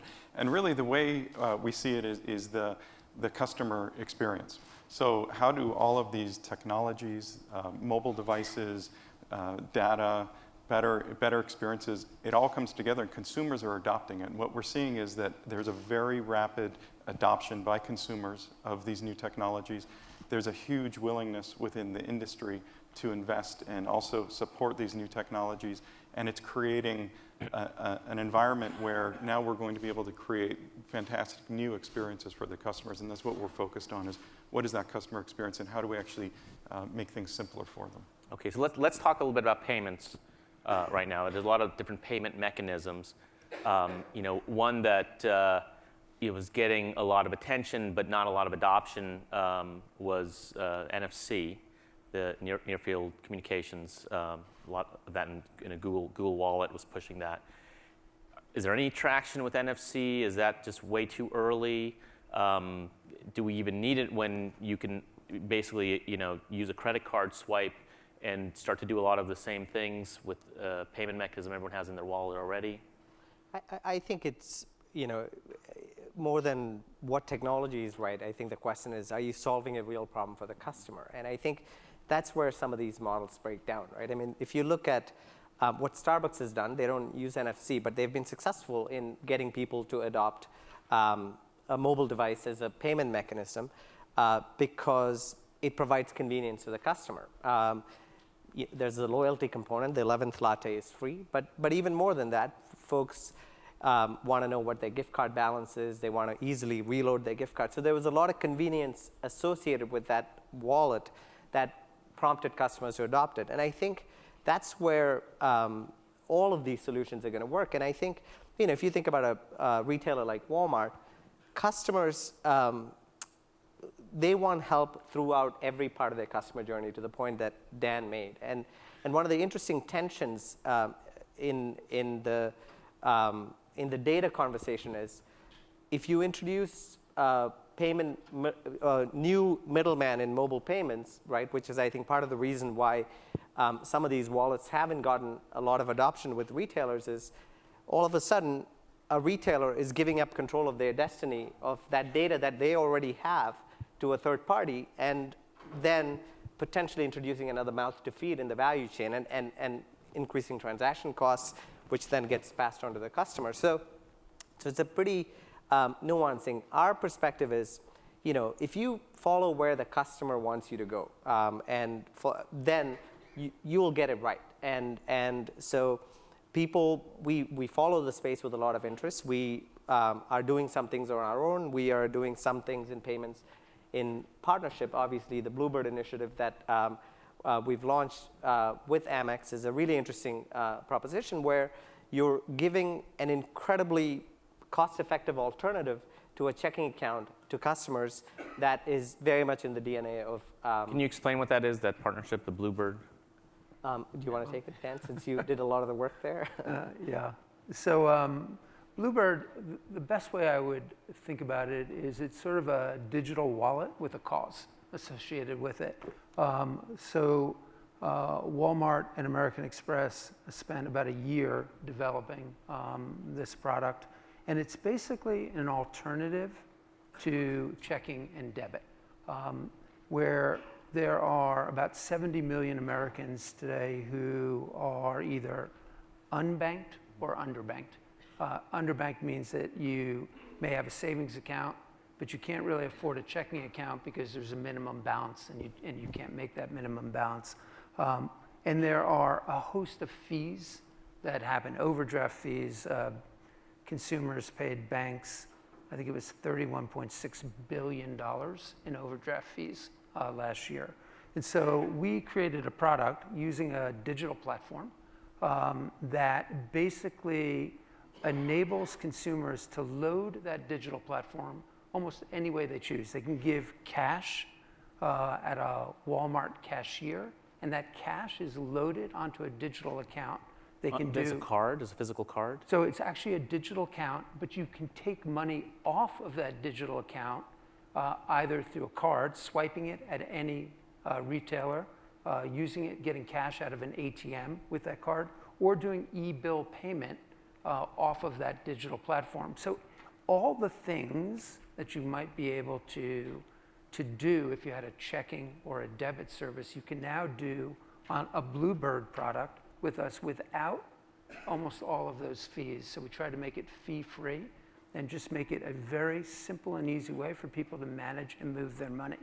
And it does a tremendous amount for both Walmart and for American Express. And it's a great example of not having to worry about NFC, but basically creating a digital account and linking a card, because most point of sales today aren't NFC enabled. You can just swipe a card, connect that right to your digital account. And if Walmart wanted to eventually load in offers or discounts, whatever they may be, you can link them right to the card. Swipe your card, and without any coupon, anything. Is there also a digital interface, an app, or? So yeah, so the entire thing is you have a mobile app that you can manage, move your money. You can do P2P. You can set up sub-accounts. So I guess the point is you don't need to be able to tap your phone on NFC to be able to do it. As long as you have a digital platform, you can link a card to that digital platform, because most point of sale accept cards today. And in the future, if it moves to NFC, you can just tap your phone. If it goes to QR codes, you just swipe a QR code, whatever it may be. But is it, I mean, can we just declare NFC dead right now? James, are I you think what we're after is being able to let consumers access their digital wallet from any. Yeah, I know that, channel, but do you have an opinion on NFC? And so I think as it goes, there's not enough penetration. Consumers want to be able to access their money through any vehicle, and it's just not at a point where there's enough penetration to make it useful. Is it the consumers, or is it the retailers who don't want a new piece of equipment, right? I think it's the cost of what it would take to install NFC. And also, look, technology is changing really quickly. So there are new options available now that weren't when it was conceived. And I think the idea of geofencing or barcodes or other scanners are becoming more and more viable at a much lower cost. I think the jury is out on what that technology option will be. I mean, I think at one time there was a lot of hype around NFC. But just if you think about the typical technology upgrade cycle, so next year there'll be maybe 40, 50 million smartphones in the US that'll have an NFC chip available in them. The upgrade cycle of point of sale is typically 4 to 6 years. So right now, there's almost a null set between those who actually have a smartphone with an NFC chip and a point of sale terminal. But if you look 4 to 6 years out, you could begin to see a tipping point with that if NFC, people see value in it. And if NFC is only tap your phone instead of swipe your card, then that's just a form factor change. I think the real value will be if you can tap your phone, metaphorically speaking, as you come into the phone, and then tap your phone at the point of sale. Because what that point of sale tapping of the phone does is allows a marketer to track whether their promotions were successful or not. Yeah, I don't want to beat this with a horse, but I'm curious, does Walmart have any NFC pilots or plan any pilots? We don't in the US, but we've done some NFC pilots in other countries like the UK. I mean, I think the reason why we're eager to declare NFC dead is probably because a lot of us took press releases as a proxy for customer adoption, and unfortunately, in the real world, that doesn't happen. Otherwise, a lot of us would be sitting on some beach somewhere. But sounds like a headline to me. I think the real key there is, again, to me, is there real value to the customer? I mean, if you think about NFC as a technology in interacting with point of sale, it's incredibly frictionless. I mean, it's even more frictionless than scanning a QR code. I think the problem is the business model around that technology is not right. And so that's why I think there's been adoption issues.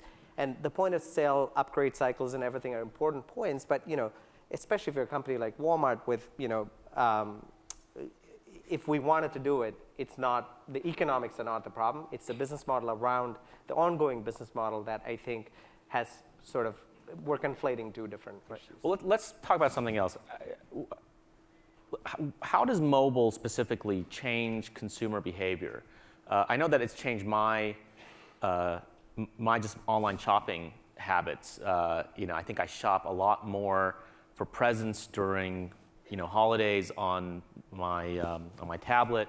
I use the Amazon Window Shop app a lot more than I ever use Amazon. Right? I was at my kid's soccer practice, and one of the dads had this great LL Bean chair, and I was standing for an hour and a half, and I was like, I'm getting that chair, and I actually went to LL Bean's site on my phone, put in my credit card number. Right, I'm standing there for an hour and a half, so I have time to do this, and I bought it. That was like an impulse purchase that I don't think I've ever really done an impulse purchase on my computer, and I'm not a big shopper, so there's plenty of people who do that. But I've seen just how it's changed my shopping behavior, and I got to imagine that it's changing, and I'm not a really big shopper, so I got to imagine the people who actually like to shop, it's doing it more. What have you guys seen? And we're seeing a very rapid adoption. 50% of consumers now have a smartphone. And remember, put that in perspective, that device in their pocket has more computing power than all of NASA and all of the space program that put a person on the moon. And with Moore's Law that we've been talking about today, what's going to happen in 18 months and 18 months. And so we're talking about an extremely powerful device that people are carrying at all times that has a location, orientation, it's got people's credentials, it has access to the internet. And so it's opening up a whole wave of innovation. And what we see is it's a really powerful channel. And one of the things that we've done at PayPal is we've really adopted the mobile-first view as well, where every single product, every single customer experience, we're looking at it from the consumer with a mobile device or a tablet. And how can we ensure that all of our products and all of our experiences intersect well? So there's no longer a separate mobile business unit or a mobile development team. It's all one, it's all core and part of our What percentage of transactions is mobile now? So we're doing 10 billion in TPV this year, and we're seeing a dramatic increase. I don't know if I think that's out of a time, total of what? We're betting that it's going to be over 50% within a few years. Mm-hmm. Okay. I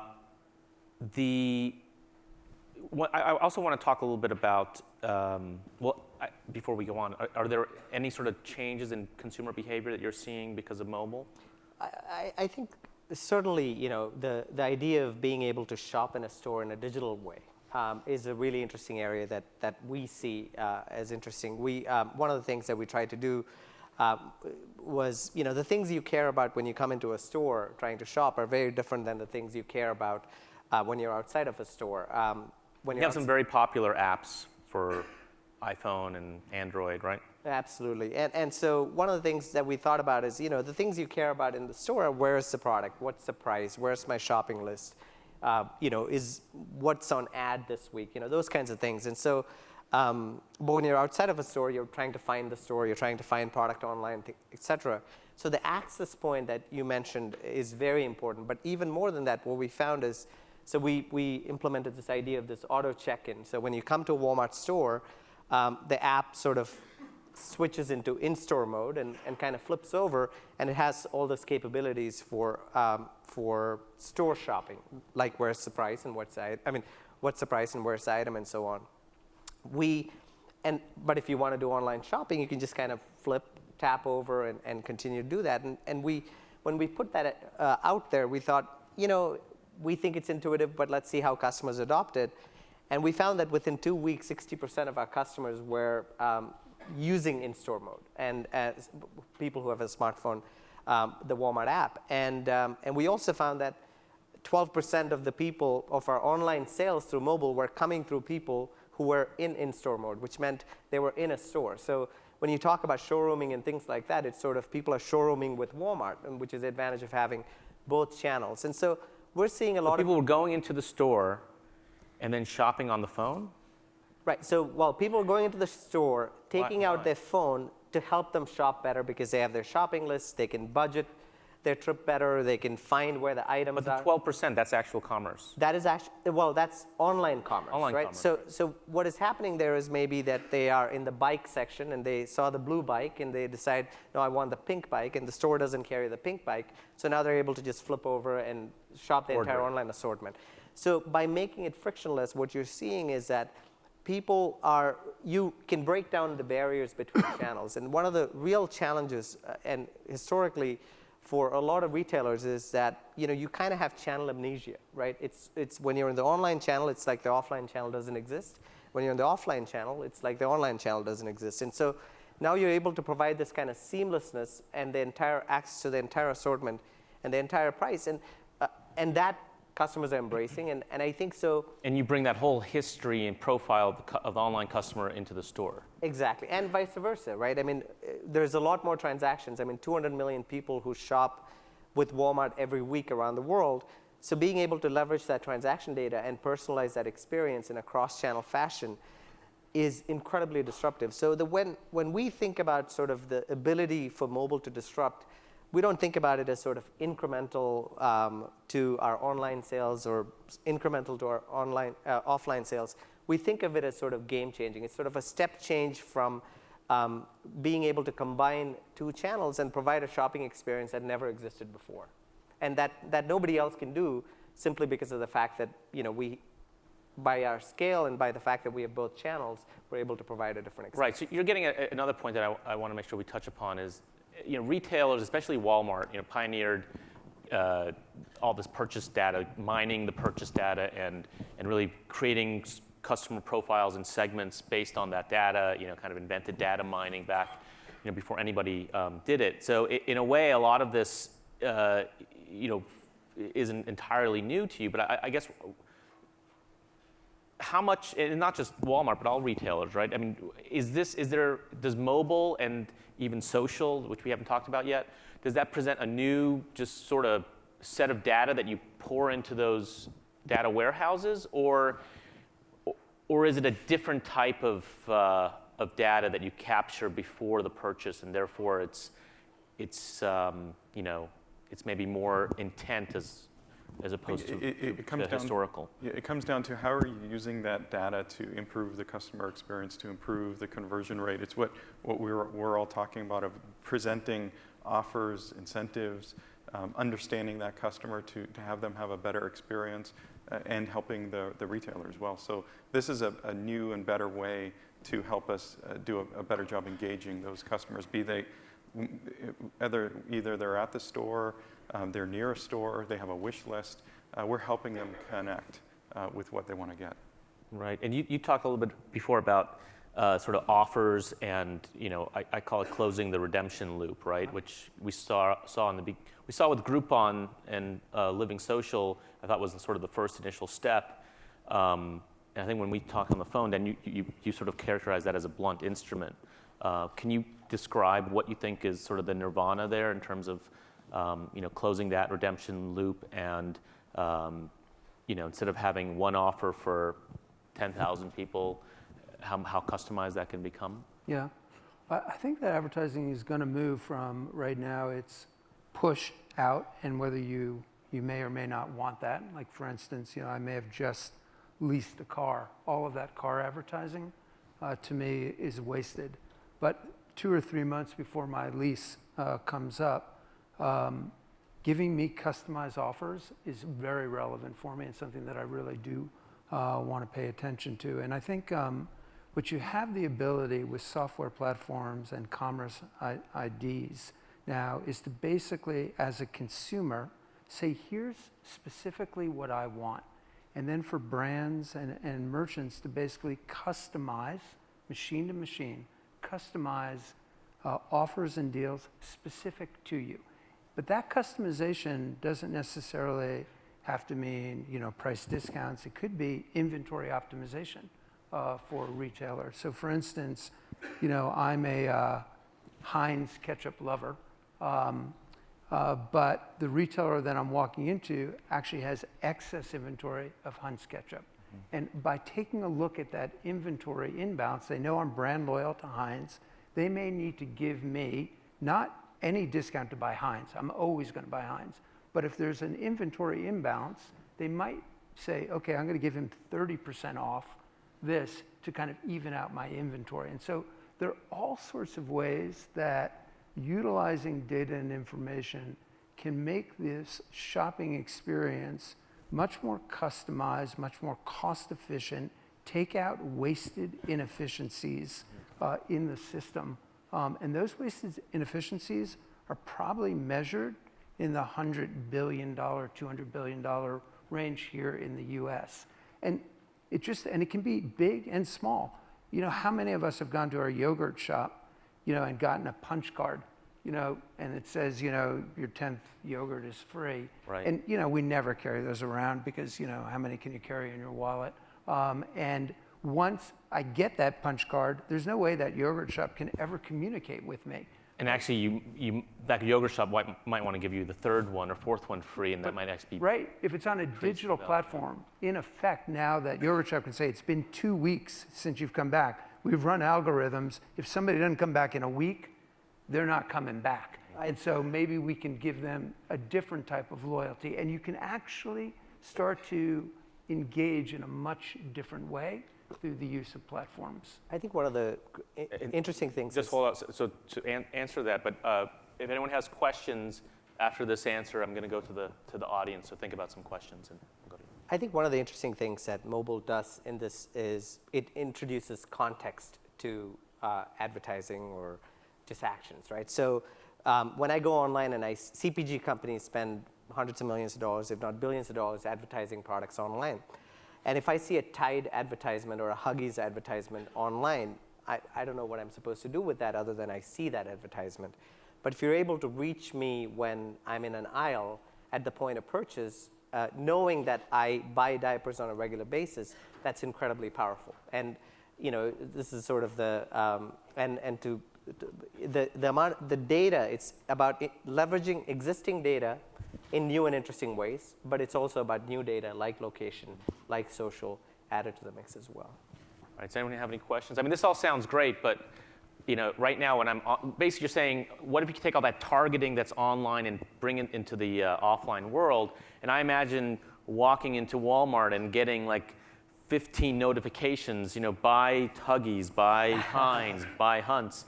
You know, it's a good, interesting tension. First of all, Walmart wouldn't do that because we're an EDLP retailer, which means we don't give you specific offers to a specific customer. It's everyday low price for everybody. Now that said, I knew that was. Now that said, I do think that there is a balance between where you deliver customer value with that data and where you're just spamming people, right? And so, an example I gave you when we were having the conversation on the phone the other day was, if I want to buy a toy for my 8-year-old nephew for his birthday, it's a really easy proposition online. Even if I don't have an 8-year-old boy, I can go and find toys and sort by bestsellers and filter by, you know, 8-year-old boys and easily find 2 or 3 suggestions. If I go to a toy aisle in a store, it's very hard to make that decision. I can't even ask an associate oftentimes. And so being able to leverage data and see what are the best-selling toys in that store, which we know today, what are the other products that people are buying with that toy, can just fundamentally transform shopping experiences. Right, let's go for a question. Let's do it quick. We have 3.5 minutes. Hi, Lance Yolnoff, Mashable. So earlier, maybe it was yesterday, somebody said that they felt cool when they were using Square in the store, but they also felt as if it was that we're creating technologies for problems that don't exist. Yes, and so, you know, one, it sounds like that's what you're talking about with NFC. And I'm wondering if that is in fact the case, and also if maybe you can give me a little perspective on Square, what you guys think of it, and if it is the kind of technology and innovation that's going in the right direction for consumers, or if, as he said yesterday, this is just sort of cool gadgets that don't really solve actual consumer problems. Yeah, I think the key here is, again, what problem are you solving for customers? So the things that we're talking about is making it easier for people to find what they're looking for. Maybe there's an offer that they can get, a relationship that they can have with the merchant. In addition, these don't have to be discounts either. So there could be things like you're in a particular store and you get a layaway offer or a credit offer, and it can automatically be in your digital wallet. So in the old days, you would go through and fill out forms and paperwork and hold up the line. Here, that can just be seamless and easy. So the key is, how do you assemble all of these different aspects, not just one form factor, not just one experience, but bring together everything that people have in their wallet and make it all digital and make it all accessible and integrate it in a way that provides a fantastic next generation customer experience that actually improves and simplifies and speeds up, what Does anyone have an opinion on Square? This is my personal opinion, not the opinion of Walmart necessarily. I mean, I was in Jackson Hole in the middle of the night, took a cab to our house, and didn't have any cash, had a credit card. I was able to pay the guy, which otherwise wouldn't have been able to. And so I think there's incredible value in that access that it brings.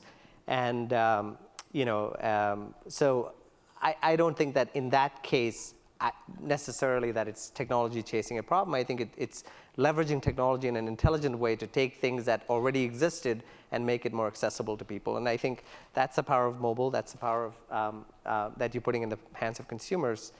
So I like it personally. Another question? Somebody else have a question? Raise your hands. Right here? Oh, no, now you're going to. All right, go ahead, David. Well, I just want to utter the word Amazon. I mean, people, you talk about showrooming in Walmart. I'm sure they're not only showrooming for at Walmart's website. They're probably also comparing your prices to Amazon. And the mobile reality and Amazon's incredible tenacity and relentlessness and low prices potentially suggest that, the combination of those two things could make them an even more powerful player. I'd just be curious what anyone would say about that, because they also came out very well in that 4-company panel yesterday. So what I would say there is that I think retail is evolving, right? And so different people have started in different places. We start from a point having 10,000 points of distribution, having 200 million people shop with us every week, which is internet scale in an offline world with a lot of data and everything that comes with it. Amazon and other online retailers have started from another spectrum, which is we'll ship product to you, and it's converging. It's converging to a place where, and I think at the end of the day, they're building warehouses today. They're trying to partner with companies in terms of putting lockers in Staples and things like that. So there's incredible value in a hybrid model where you have offline assets which are proximate to a customer's home with online assets which give you the breadth of assortment and everything else. We have that today, right? And so they don't. And so I think that it's a race to see who gets there first, and I have my bet on who. One more point on Amazon is that they're competing with merchants and retailers. So in the case of eBay and PayPal, we're enabling. So there's the whole industry that can be enabled with this technology to compete. And I think one of the friction points that Amazon's running into is their technology. How much will merchants want to adopt a particular thing that they have, knowing how that data might be used? So a lot of the technologies you guys have been talking about is ammunition for merchants to fight off the assault of Amazon. Yeah. Well, I'll give you an example, right? So we wanted to launch same-day shipping. We just launched same-day shipping in 3 different markets, going to 5 different markets, right? As a pilot, because we wanted to see how customers would adopt it. For us to do that, it took us about a month, right? And that's because we have a lot of physical assets we can leverage. And so the interesting opportunity, and we like sort of flying under the radar a little bit here, although I may be bursting that. But the idea of being able to apply technology to leverage the assets that we have better and fundamentally transform shopping experience, I think it's going to be a story to behold. And I think that retail, the transformation that retail will go through with data and technology and all the things that we're talking about is going to be one of the most fascinating things to watch. And consumers are going to be the ultimate beneficiary of that. So it's a good one to watch as well from that perspective. Right, it gets back to that original, what's more valuable, the data or the transactions, and they're obviously linked, but the data that you're bringing into the stores, particularly with mobile, kind of points to a future where you can do all the things that you can do online now in the store. Look, there's a complete convergence between online and offline going on right now. I mean, you really almost can't distinguish them. People think of online and they say it's 9% of retail sales. It really isn't. That's what happens behind a PC or when you're at home. Every time somebody comes into a retail location, they're carrying exactly the same information overlay with them that they had behind their, their screen at home right now. And I do think that there are some very progressive retailers who understand that there is that convergence going on right now. But it's hard. It's hard for people to always change their business models that are going on. It's what Jibu is doing with Neil at Walmart, pushing that hard. And there are others that are getting hit quite hard with that, trying to figure out how do they allocate, who gets credit for revenue if, somebody gets a mobile sale in the store, which is ridiculous, right? Because it's all coming together. So I do think that data is the thing and the weapon that will be used for offline retail and for consumers and merchants to more effectively do commerce going forward. Thank you. We're over time. We could sit up here and talk about this for another hour, I think. Please give a nice round of applause to our panelists and continue the discussion offline. Thanks, Jibu. Thanks so much. Thanks so much. Thank you. Thanks. So now we got two 180s. Ryan Anderson of Herman Miller. I'm feeling good about Herman Miller right now. Karen Che of International Bridges to Justice, and I'll talk a little bit more about her afterward. So Ryan and Karen in sequence.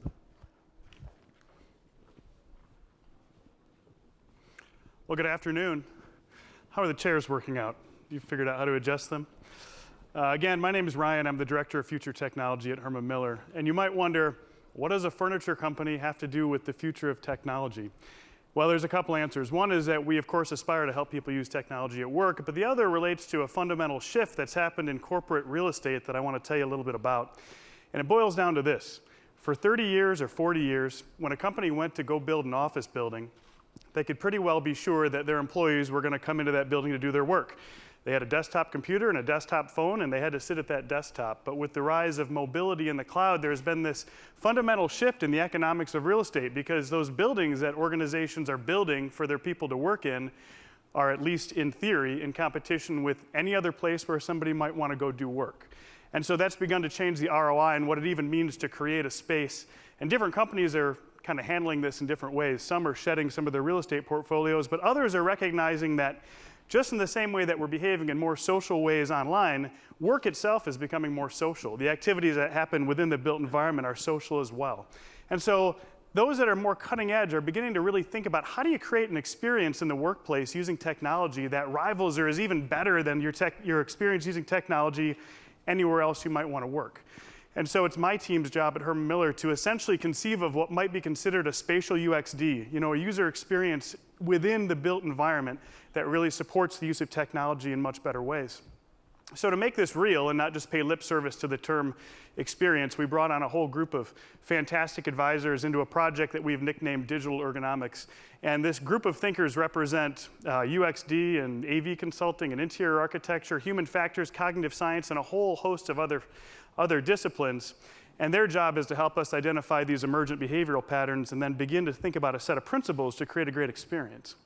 They've done a great job, but I want to tell you, they've challenged me in a way that represents my own personal 180 that I wanted to share with you. One of the topics that they've wanted to talk about, and I initially considered it out of scope, were some of the more harmful or concerning or deleterious effects of using technology at work.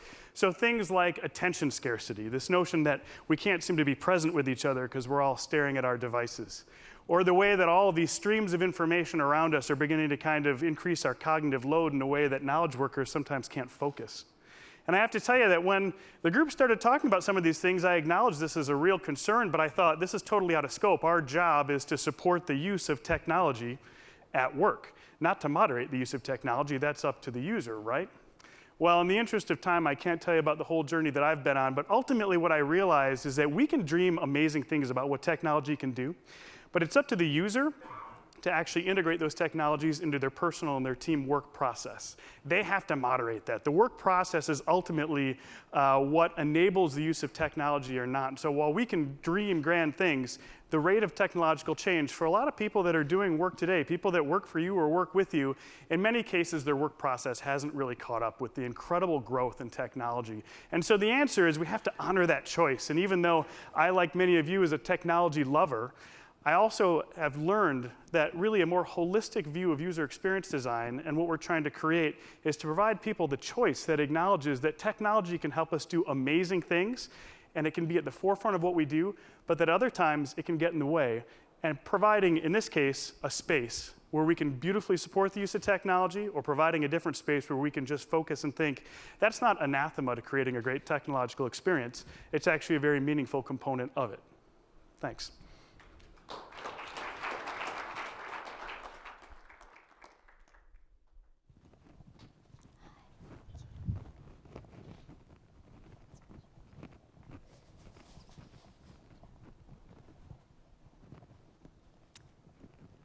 Hi. I think that we often think of torture as being something that's done by rogue states or political torture, and we often feel helpless because we think that there is very precious little that we can do about it. And I also used to feel this way until one day I walked into a Cambodian prison and I met a 12-year-old boy who had been tortured and denied access to counsel for stealing a bicycle. And what was ironic about the situation is that the Cambodian government said, he's not a political prisoner. If you want to help him, go ahead. And there I began to realize that although the world focuses mostly on political prisoners, which is very important, political prisoners are only 5% of the people who are being tortured. 95% are actually just everyday people in broken down legal systems. So of the 113 countries that torture, 93 countries have all passed laws that say you have a right to a lawyer, a right not to be tortured. But the problem is that torture continues in large part because it is the cheapest form of investigation, and we don't have the resources to build it. And so in the year 2000, I founded International Bridges to Justice to begin to find ways of providing systematic early access to counsel for people throughout countries. And we started doing advisement rights campaigns, building pilot legal defender centers, and seeing what a difference they made. But the real 180 happened for me when I used to tell people, we used to go into Burundi and Rwanda and Cambodia and China, all the countries we work in, and talk to the lawyers and say, okay, we're going to do this. We're going to change history case by case because you'll implement the laws. You'll provide early access to counsel, and then people will no longer be tortured. But we thought it was a really, really slow process, and we recognized it would take us a long time. And then one day, all the defenders from everywhere, and you keep hearing about the boy in Nigeria who's doing whatever, and that's what happened to us at International Bridges of Justice. People started to say, how can we use technology? Let's use technology because we could accelerate. We were working in China and they said, we're doing these trainings, 100 people, but we could do maybe 1,000 at the same time if we start to use e-learning. We started looking at how we could connect people. And lawyers said to us, we're isolated, but maybe you could connect us.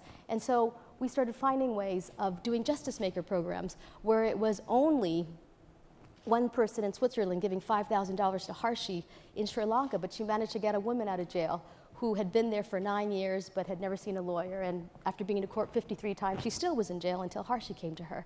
There are all these different ways that we started seeing that technology was the force multiplier to actually make it happen. So for us, and I know I only have 25 seconds left, we are in the process of finding ways that we can really add light to the prophetic imagination of all these defenders on the ground who are really working every day courageously to end torture as an investigative tool in their own countries. I would ask that you find ways that we could do it technologically. We're just on the tip, but we realize that we are like walking on golden treasure, but we have to find ways to unearth it beneath us. We're having a breakfast manifesto tomorrow morning, and if you can, I'd love for you to join us. Thank you. Thank you, Karen. And Karen and IBJ is sort of a cause that Techonomy, in effect, has adopted because, people often ask us, well, what do you do at this event that really can you take and continue to make a difference afterward?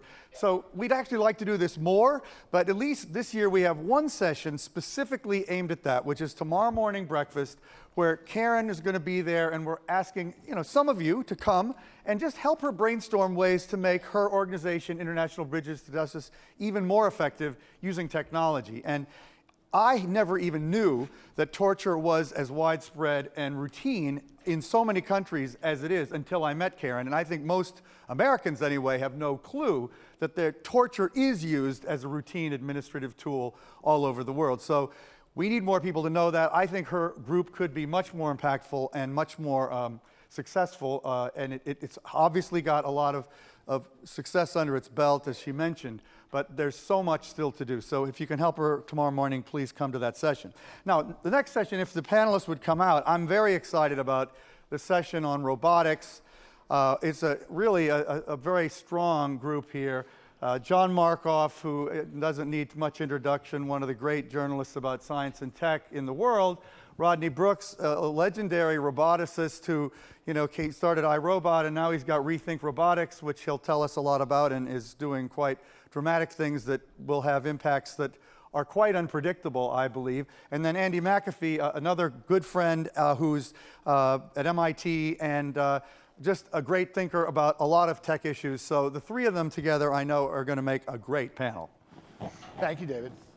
So, our topic here is, where's my robot? And I actually think the topic should be, where isn't my robot? Because if you start to look, they're everywhere. And, Google's cars have now driven 300,000 miles without accident. I don't know if you know, but Volvo is going to have a self-driving car that will drive under 30 kilometers an hour in the market in 2014, and probably they won't be alone. Microsoft's Kinect, which was designed for the living room, has been seized on by the robotics industry, giving them higher quality and lower cost vision. Robots in the form of drones blanket the skies above Iraq and Afghanistan, and possibly soon the United States. Robots are used routinely in surgery. So I want to begin by just giving two quick snapshots from my reporting during the year. And I went to the Netherlands because I was looking for a consumer product that was being made by robots. And I found an almost completely lights out factory at Philips. Philips was about to move the high end of their shaver product line to China. And instead, they bought 128 US-made robots by Adept. And they now have a line that is almost lights out. 128 robots. They move at 2-second intervals, capacity of about 15 million shavers a year. And they make this thing out of an ensemble of small products. And it just blew away my notion that robots can't do dexterous things forever, basically. At the very end of the line, there are 8 women. They do the QA step at the very end. They listen to the shaver to see that that's a very good way to sort of make sure it's complete. So that sort of really reset my notion of what can be made by machine right now with last generation technology. And then in Fremont, Flextronics has a manufacturing line that makes solar panels. They make almost as many as a very labor-intensive factory they also have in Asia. And I walked in, and on the wall, there's a sign that says, "Bringing jobs and manufacturing back to California." And I looked really carefully, and I maybe counted 8 people on the line in that shift.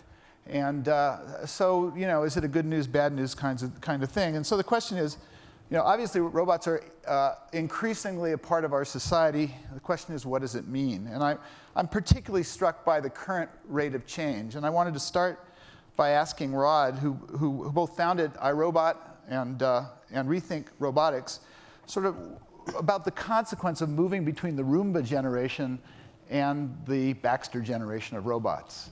What's different in the two eras that matters? Well, the Roomba was the first cheap mass market robot. That was a big thing. But it's a special purpose robot. It just cleans the floor. There's a version of it which people use for research, but it's just mobility. Whereas Baxter, and maybe we could have the picture up on the here. That's Baxter. We just announced that. And in fact, John announced it in the New York Times on September 18th. Baxter's a robot to go into factories and do simple cases of simple tasks that people do right now that are boring. But there's 2 important things about it.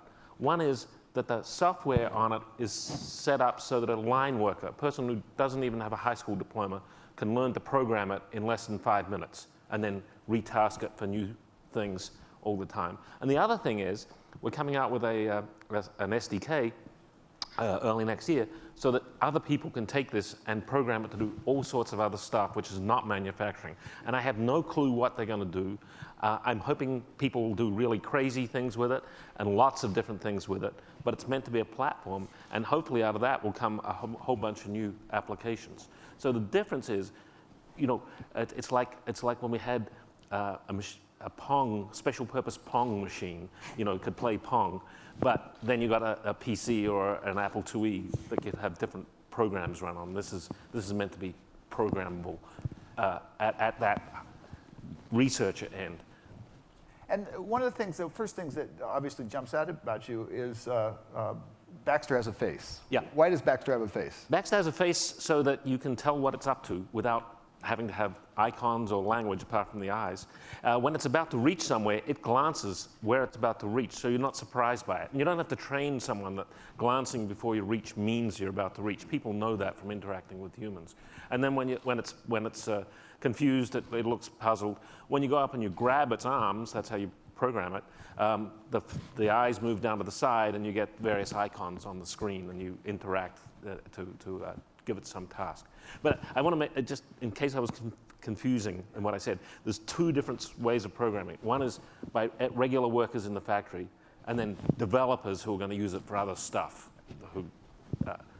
You chose not to put feet on Baxter. Was that, was there a particular reason that Baxter's not wandering around the world yet? Yeah, with those two hands on there, there's 18 custom gearboxes in that robot already, and that's a crazy amount of development to do to put the product out there. So we just have a passive base, but it bolts on there. We expect third parties will probably come up with mobile bases for it before too long, but too much to do all at once, so we tried to narrow it down. And my sense about Baxter too is it's not a one motion every 2 second kind of robot. It's slower, it's less precise. It's force based, so it's not a precision. In fact, you know, we had it in a little plastics factory somewhere, and someone came up and one of our engineers moved the robot 3 inches, and the owner of the factory was, oh no, now we have to reprogram it, but it just kept doing its task because it's not based on precise precision. Whereas those robots that you saw in Philips were, and you said they were dexterous, but it was careful dexterity. Yeah. It was programmed by hand over probably months of programming. Well, one of the things I didn't say is, you know, what's the difference between an iPhone manufacturing plant, which is largely made by humans, and a shaver manufacturing plant? The shavers only change about once every half decade, and so you can invest the money in that programming and getting back. In the iPhone factory, from what I understand, if you're changing models every it's 10 worse. months. It's worse than that in the iPhone factory. They're changing components. Component suppliers come and go, and the shape of the components changes, even in the same run. And what about adding Baxter-style flexibility to those older generation robots?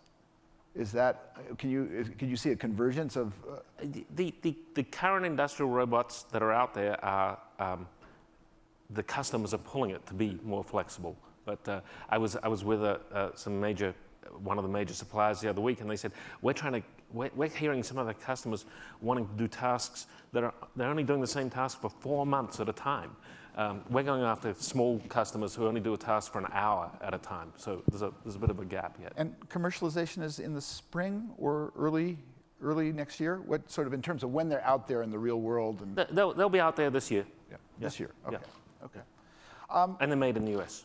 And they're made in the U.S., right? And okay, so you were Heartland. And $25,000 for that configuration. Yeah. You were Heartland, which I thought was a great name. You became Rethink. Why did you change your name late in the game? Our customers thought we were maybe making fun of them. Interesting. Okay. Didn't occur to us. Feedback. Okay. So Andrew and Eric Brynildson wrote this book, a provocative book called Race Against the Machine. And, you know, the conventional wisdom on the automation debate is that technology always creates more jobs than it displaces. You came out with this book. what's been the reaction from the mainstream economics community to Race Against the Machine? And could you sort of give a short synopsis of what you guys set out to say? Yeah, so we set out to say basically that technology is accelerating. That's the theme of Techonomy. I think everyone here believes that. We do as well. The point we tried to stress in the book, though, is as technology races ahead, it is leaving a lot of workers behind. And that's a trend that I fully expect to see continue. I wrote the book with Eric Brynjolfsson, who we heard from earlier today. I'm only going to speak for myself because I don't want to put words in Eric's mouth. I think when it comes to the impact of technology on the labor force, we ain't seen nothing yet. We're just on the other side of a tipping point where computers and robots and hardware and software are doing things that used to be honestly the domain of science fiction. That's going to have a lot of wonderful consequences for our society and our economy. It's going to have some very, very challenging consequences for the labor force, and particularly for the less skilled, less educated workers, of whom there are a lot in the States and all over the world. So you ask about the debates that sprang up in the wake of the book. We have wonderful debates and conversations, particularly with our economist colleagues. And the weird pattern that I've noticed is that the better they're trained, the more classically they're trained, the better economists they are, the less likely they are to believe what I've just said. Because economists have a name for what I've just been articulating. It's called the lump of labor fallacy. The idea that as we automate something, that takes up that part of labor and that humans are displaced permanently. A number of pretty smart people have warned about technological displacement. John Maynard Keynes did it in 1930. We haven't had it yet. We've always found new uses for labor as technology comes along.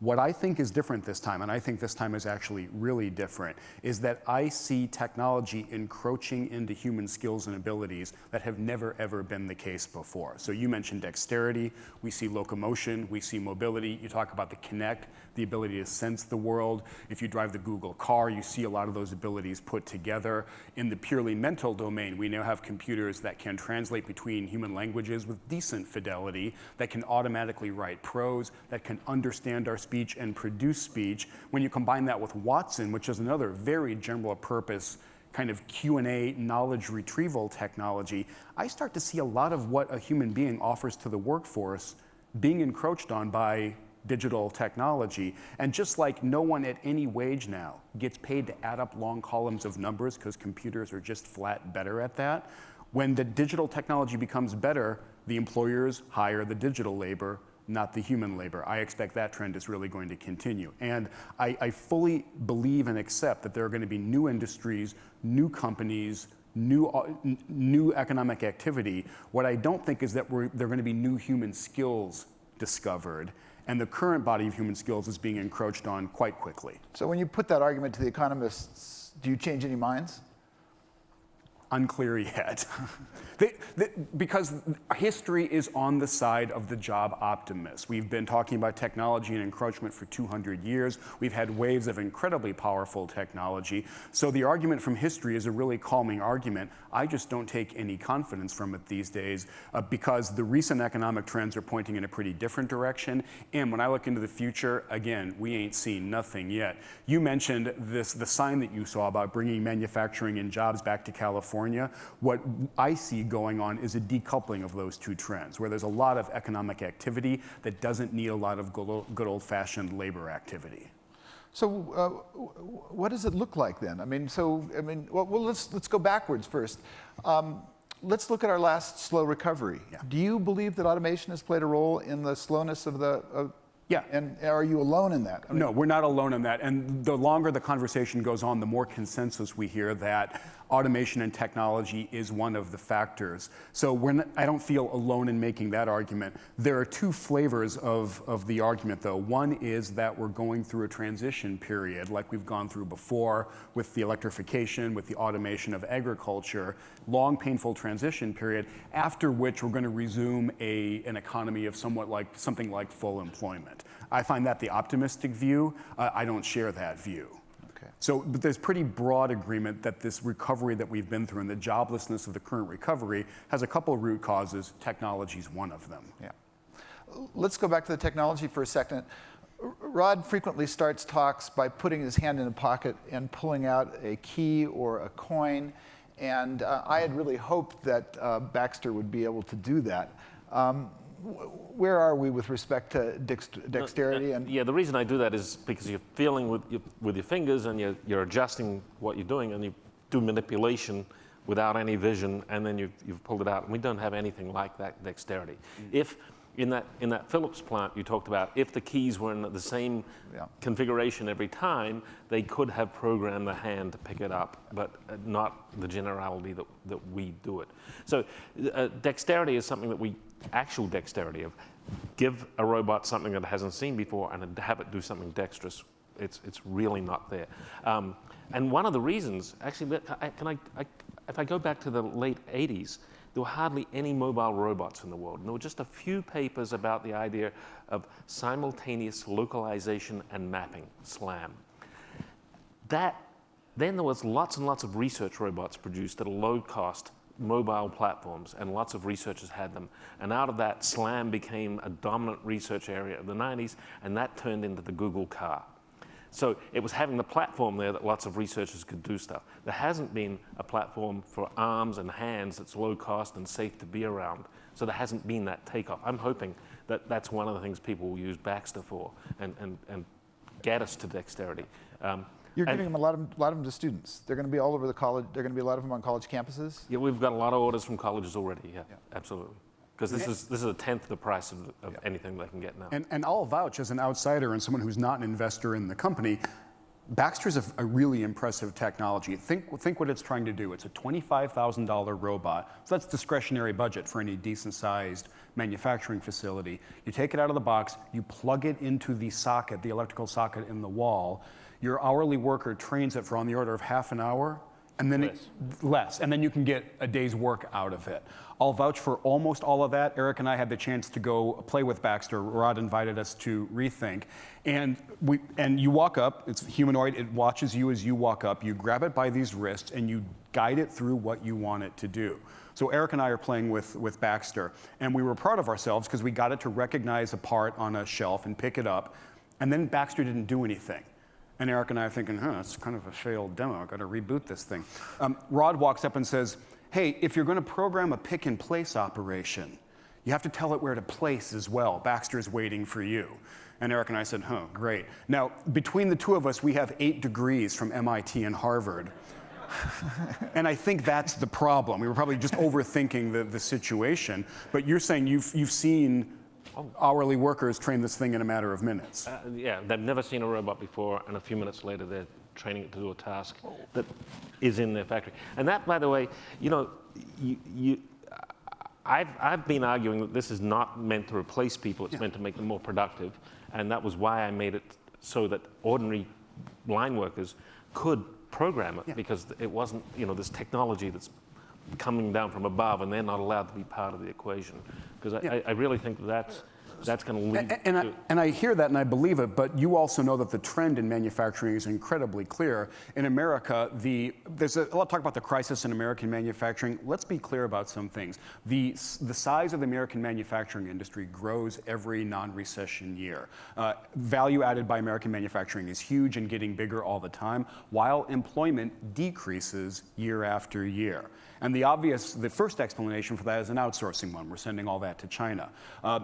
The peak manufacturing employment year in China was 1996. It's gone down most years since then, while output from China has absolutely skyrocketed. So the trend in manufacturing is super clear. Output going up, employment going down. I can't think of any economic law that says that that's not going to apply more broadly across industries as technology continues to do its work. A question about China. I had thought that China, if they automated, might suffer dramatically, but I've heard that China actually has this demographic sort of slot coming that they need robots more than we do, perhaps. Do you know if that's... I don't know about the demographic slot. I do know that they're going to be at least as eager to buy robots as any other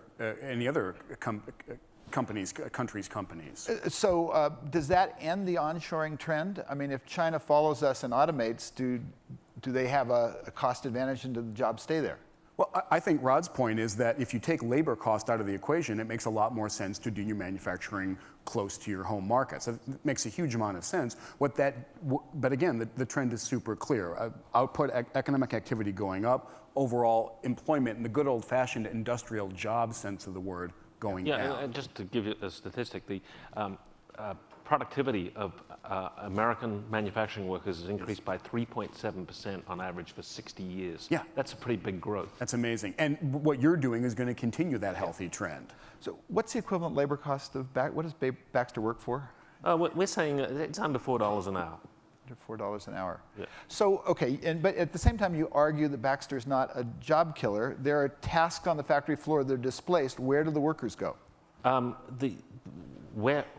argument is that it makes it more attractive not to outsource to other places, but to do it locally, and so that and the people we're talking to, our customers, there are 320,000 manufacturing companies in the U.S. which have less than 500 employees. That's who our primary target is. They don't have robots right now because the overhead of getting them in is way too high. So they're viewing this as a way of increasing what they do with their existing labor forces, because they're actually having trouble over their labor forces. People don't want to go into manufacturing as a job, and the age of the average manufacturing worker is getting older and older, and some companies are very worried about where they can get replacement workers. So I've been instructed to let people into the conversation sooner, but I have a couple more questions. I think we have about 15 minutes left, and so we'll try to make this open sooner. So go all the way back to SAIL, Stanford AI Lab, where you were. You know, at the very beginning of the computer revolution, there were two laboratories in the Stanford area. One was on one side of Stanford. It was Doug Engelbart's laboratory. He wanted to augment the human being. The other was on the other side. It was SAIL. It was John McCarthy's laboratory. He wanted to replace the human being. And I'd argue there's been this tension in this world of designing these machines since then. Let me give you an example. There is a company now in San Francisco called Momentum Machines that is building a robot that can make hamburgers, can make 400 an hour. It can make a perfect hamburger. It seems to me in the hamburger making fast food industry, a machine like that would be readily adopted. And I guess I'm posing that as an example. Should we automate everything we can automate? I think we will be having people and machines working closer together, robotic machines. I mean, that's what's happened.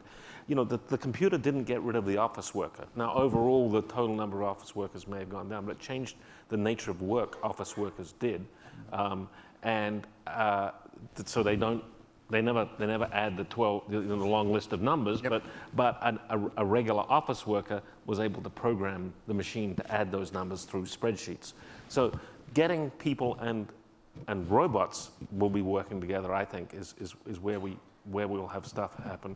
And is that you wrote a book a decade ago, I think it was called Flesh and Machines. Yeah. That I think it argued for a fusion of... Well, it did, that too, which we're also starting to see. There are hundreds of thousands of people walking around now with cochlear implants, direct connections to their neural system. A lot of work on eye implants. The UCSD chancellor talking about these Superman eyes. A lot of work on letting quadriplegics control things through their thought process. It's not going to be long before people start augmenting themselves. You know, plastic surgery started out as a clinical thing for burns, and now people use most plastic surgery just to improve themselves. And we started to see it in the last Olympics. The guy with the artificial feet was... You probably saw it a lot where you didn't see it, actually. I mean... it probably happened a lot, yeah. But John, you're posing a bit of a false dichotomy here about augmenting human labor versus replacing it. In the book, we put a quote from one of your stories about e-discovery software, which lets one lawyer do the work of 500 during a discovery process. Okay, it's augmented that one guy by a huge amount. It's also fair to say that it replaced the work of 499 other ones. So outside of these fairly narrow ranges, like putting cochlear implants in and augmenting our vision, that boundary between augmenting and replacing is an incredibly blurry boundary. The net effect is the same, much, much greater productivity. Okay. Elder care, you didn't go there. I think absolutely, elder care is going to be an incredible pull on automation technology because people want to stay in their homes longer, and there's, the demographics is much more older people. And this, by the way, is true in China now too. You know, a young Chinese person now has 2 parents and 4 grandparents who don't have anyone else but that person. And so there's going to be a real pull for how technology lets people be independent longer. Yeah. And I'm hoping that someone will come up with some provocative things with Baxter for that. Okay. And this gets to the great double-edged sword of technology, is that it is going to let us improve the quality of our lives, let older people live more autonomous lives for longer. That's fantastic. And I'm as strong a techonomist as I think anyone in the room. But at the same time, what Rod and his entrepreneurial colleagues are doing is looking for expense and inefficiency out there in the economy, and they're throwing all of their intelligence and all their might at it. What that's going to mean is automation of a lot of the workforce. I don't see any other outcome here. Let's try to open it up if we could and see if the audience would like to ask questions or cite a point of view. We have a couple over there. Hi, Mickey from Maya.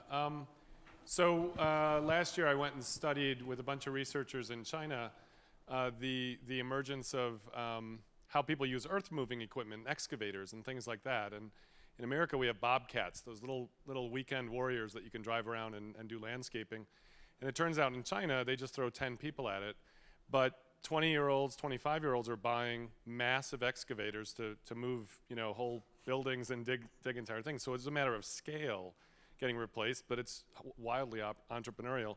Do you think there's sort of a potential in China for a Rodney XL, or in other words, a different scale of what this might be here in the West? I mean, I certainly do. A couple more ticks of Moore's Law, and you've got automation that works more cheaply than Chinese labor does. So I can't see anything that would stop that trend.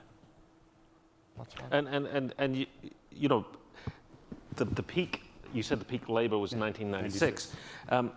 Things have been outsourcing from China from around that time. I was making toys in China in the late 90s, and it was too expensive to do the sewing in China then. We were doing that in Vietnam, and now more stuff moves. And it's labor, because of the entrepreneurship and the standard of living is going up in China, labor is harder and harder to get in China for a lot of these things that has been there since in the 90s. I mean, my view is that outsourcing is a way station on the way to automation.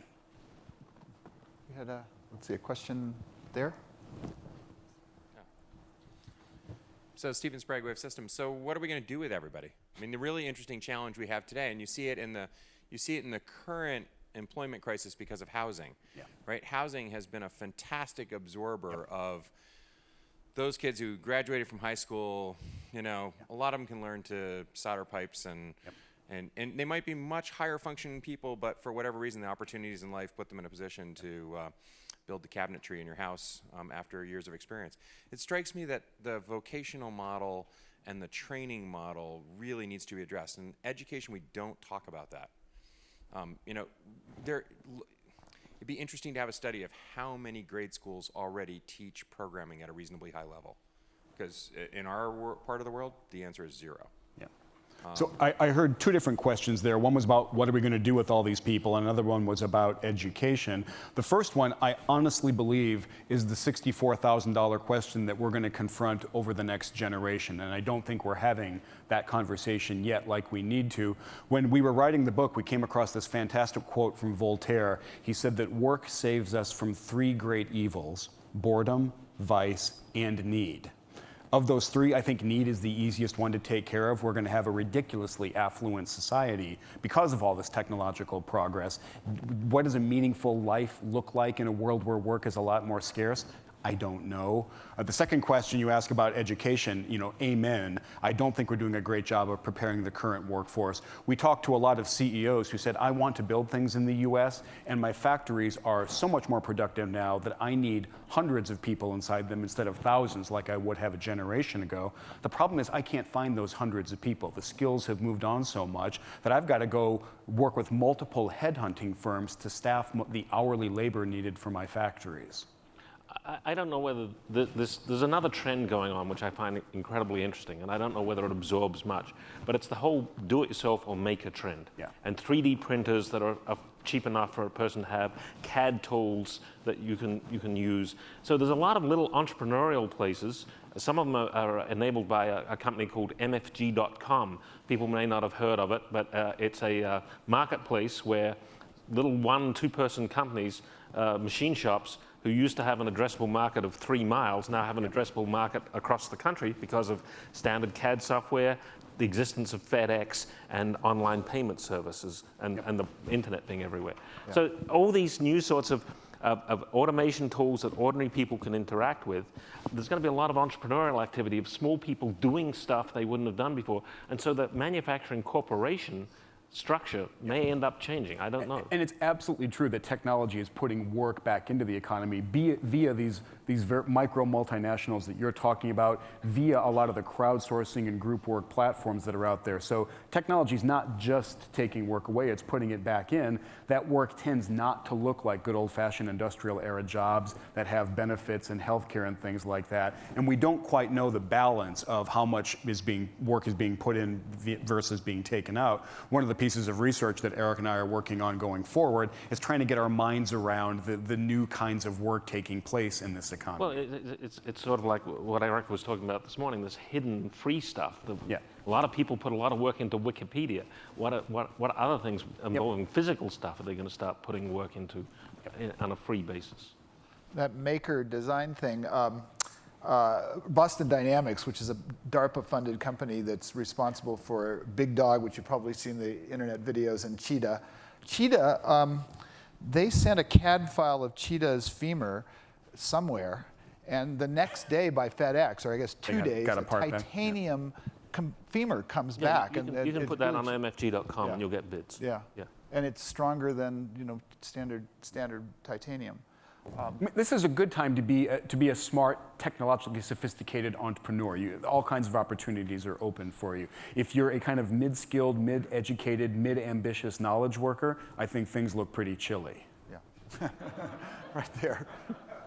Yes. Hi, I'm John from Hyundai Motors. Car companies today are embedding the robot to create self-driving cars. Do you see perhaps an evolved form of Baxter driving the car instead of embedding the robot into the car?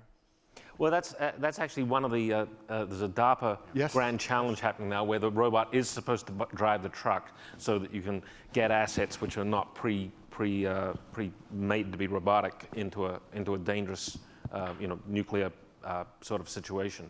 So, but I think that things are moving along so fast in the automobile space that everything will be self-driving before long. We'll have those self-driving capabilities. I mean, I got to ride in the Google car a little while back, and it went from being an absolutely terrifying experience to being a deadly boring one in less than a minute, because it drives the way you're taught to in driver's ed, and then forget about immediately afterward. I cannot believe that 20 years from now at the outside, that we error-prone, attention-starved texting humans should still be driving cars. I honestly find that ludicrous, and the legislation should be going the other way. Yeah, in fact, a good example is ABS brakes. Yeah. When they first came into the very high-end models, but they're so much better than what any person does. They're in the lowest-end models now. This foot controlling the actual brakes has gone away in the last 20 years. There's a faculty member on the Aeroastro department at MIT who used to be an F-16 fighter pilot, and she said the reason I left the military, left the Navy, and went off to academia was the day that they no longer let me land my own plane on the deck of an aircraft carrier, when I had to hit a button to land the plane. So absolute high end there, coming down super quickly to the rest of the economy. I absolutely agree with you, but I have to note that I'm one of the few people who's been in a robot car crash at speed, which is, for a reporter, the absolute best thing that happened, to be in a crash you can walk away from and write about. Yes. The Google car that won first, testing in Arizona, actually, 30 miles an hour on a desert road. Sam Stathis, Theometrics, not a construction question, but are we really afraid we're going to run out of jobs? Yes. Yes. Okay, but yes. He is. I've witnessed 4 recessions. I came into business 1980, 1988, we couldn't get enough workers. 1990, End of the 90s, couldn't get enough work. After 2000, every one of those recessions, it took longer and longer for the employment peak to come back as we move deeper and deeper into the computer era. With this one, we're nowhere near the same employment we had, even though GDP is back, even though business investment is back, even though profits are higher than they've ever been, employment is not back. By the way, I'm not going to debate with an economist and 4 degrees from MIT. I want to make a point, though. I do want to make a point.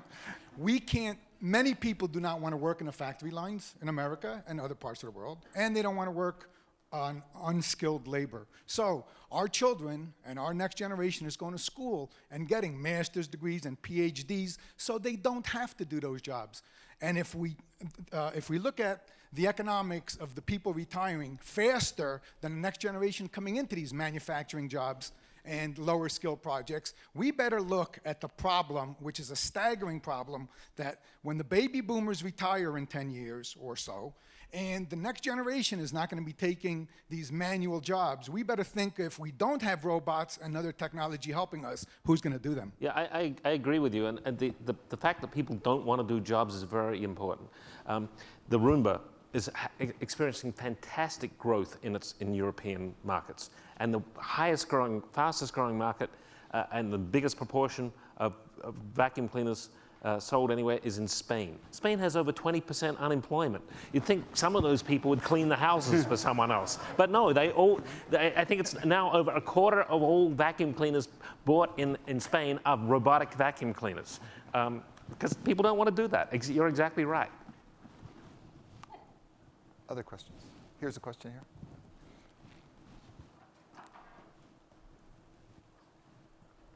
Hi, Lance Yola from Mashable. So Kurzweil was talking about the Turing test being passed in 2029. Rodney, you and I were talking about this a little bit. And you've talked a lot about manufacturing robots. But I'm wondering if especially you, Rodney, are willing to recalibrate the future of when we're going to have the more Android-like robots that everybody imagines. Last time I talked to some roboticists, they put it like 50 years out. But the kind that are in your house, you know, is there some place that you and Kurzweil meet in the middle, or is that still like... Well, I don't know if Ray's still here, but Ray is going to die. I know he doesn't like to hear that. He's going to die. I've told him that before. When I started this company, Rethink Robotics, I was not expecting to build a humanoid robot, even though I had done that in my lab for years. It turned out all the pressures conspired to make it the best form, and customers wanted it that way for various reasons. So actually, I am willing to say that there will be lots of humanoids around because we're starting to manufacture them in vast quantities compared to the humanoid robots that have been around before. And I expect people will, researchers will take these and use them in healthcare things. I think 4 years ago, if I'd gone to a VC and said, I want money to build a healthcare robot, they would have rightly thrown me out because there's no model for who's going to pay for the services. But having the platform there that people can experiment, I think, is going to lead to some good ideas that come out of it. So I think within 10 years, you're going to start to see humanoid robots. But we should keep in mind, too, if Kurzweil is right, there are no jobs in 2029. It's a straight mapping. Now, I have my disagreements, too, with the singularity. But when we have that artificial mind, every rational employer would employ them. We're out of time. Go look at the Boston Dynamics Atlas video that's on YouTube right now. We're deeply into Terminator territory already. So thank you. I can't wait to watch Baxter, and I can't wait to read your next book with Eric. John, thank you. Yeah. Thank you. Andy, Rod, John, thank you. That was a real Techonomic discussion, in my opinion. And I meant to say, actually, when I was talking about Detroit, that one of the real motivators for us to even do Techonomy Detroit was the work that Andy and Eric did with the Race Against the Machine book, and the idea that jobs really are in jeopardy. And that's a discussion that is not being had at the national level. And you heard nothing about that also in the presidential debate, which I find disturbing. It just sounds like, oh, get manufacturing back and we're cool. That is not true. Anyway, before I get to our next speaker, we have 2 winners of the sale chair. So people have been doing our survey, which we love. Mike Perrone of Social Sign-In. Are you in the room? Where are you? All right, you got a chair, man. Give your card at the registration and I'll get it to you. And Chen Yang Zhu of Siemens. Is he in the room? Oh, okay, you got a chair.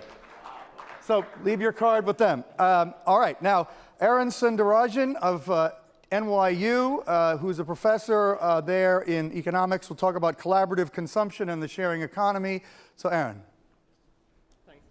So thank you, David. It's really good to be here. This has been a fascinating day. There's been a lot of rhetoric around collaborative consumption and the sharing economy that I've been exposed to over the last year. If one listens to this, it might seem like, collaborative consumption and the sharing economy is sort of the panacea for a lot of different things, world peace, global warming. It's going to bring down democracy. It's going to change capitalism. My focus today is going to be a little narrower. I'm going to focus on what I and what others are starting to call the peer economy. But just to set the stage, I have a question for you guys, really a poll. Just to sort of give me a sense for where we are. How many of you have heard of Uber? Okay, TaskRabbit, Snapgoods, Relay Rides, Girl Meets Dress. Okay, how many of you have offered up your home as an Airbnb share? Okay, I guess this is not the right crowd to be asking that question to, right? Like a bunch of people at the Ritz-Carlton. But at this point in time, over 40,000 people are staying at an Airbnb share. They have chosen this from over 200,000 listings, which is Airbnb's inventory. And to put that number into context, the parent company of the Ritz-Carlton, Marriott International, across all of its brands and all of its properties, if my numbers are right, has less than 150,000 rooms in its inventory. Okay, so this, and if Airbnb is a little too ritzy for you, there's another site called Couchsurfing. How many of you have heard of Couchsurfing? So the inventory there is potentially limitless. I hear that this one is up for grabs, actually. So, you guys better watch out. All right, so, the sharing economy, or what's called collaborative consumption, or the sharing economy, spans not just accommodation, but local transport, household appliances, household services, clothing. And, to me, as someone who is interested in digital disruption, it's sort of interesting for two reasons. One reason is that it seems to expand the scope of the industries that might be digitally disrupted. When Napster came along and we got used to MP3s, it didn't take too much of a leap to realize that this was a digital product. It was sort of departing from its physical artifact. There was a distribution channel of scale.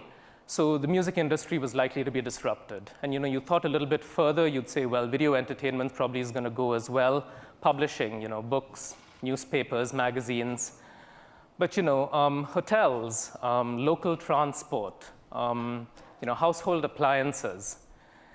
It's really interesting because this isn't the kind of disintermediation of the real estate broker or of the travel agent that the dot-com era brought.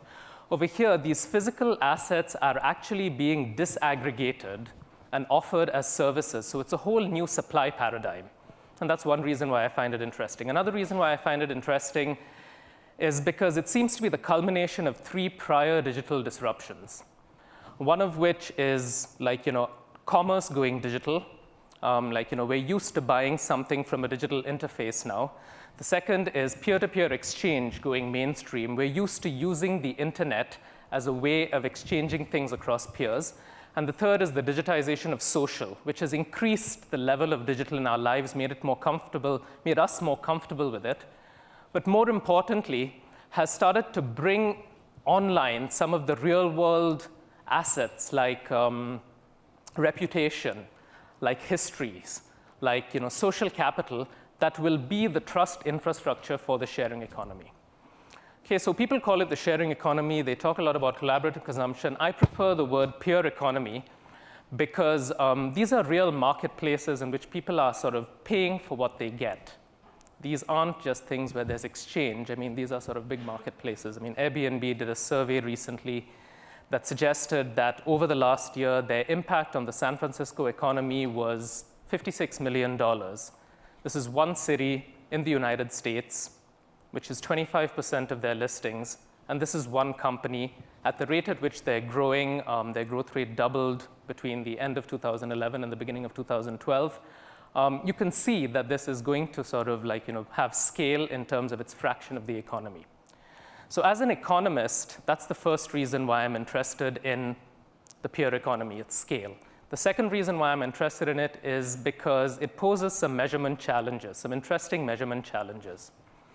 Eric Brynjolfsson alluded to some of those this morning, and they're sort of similar in some ways.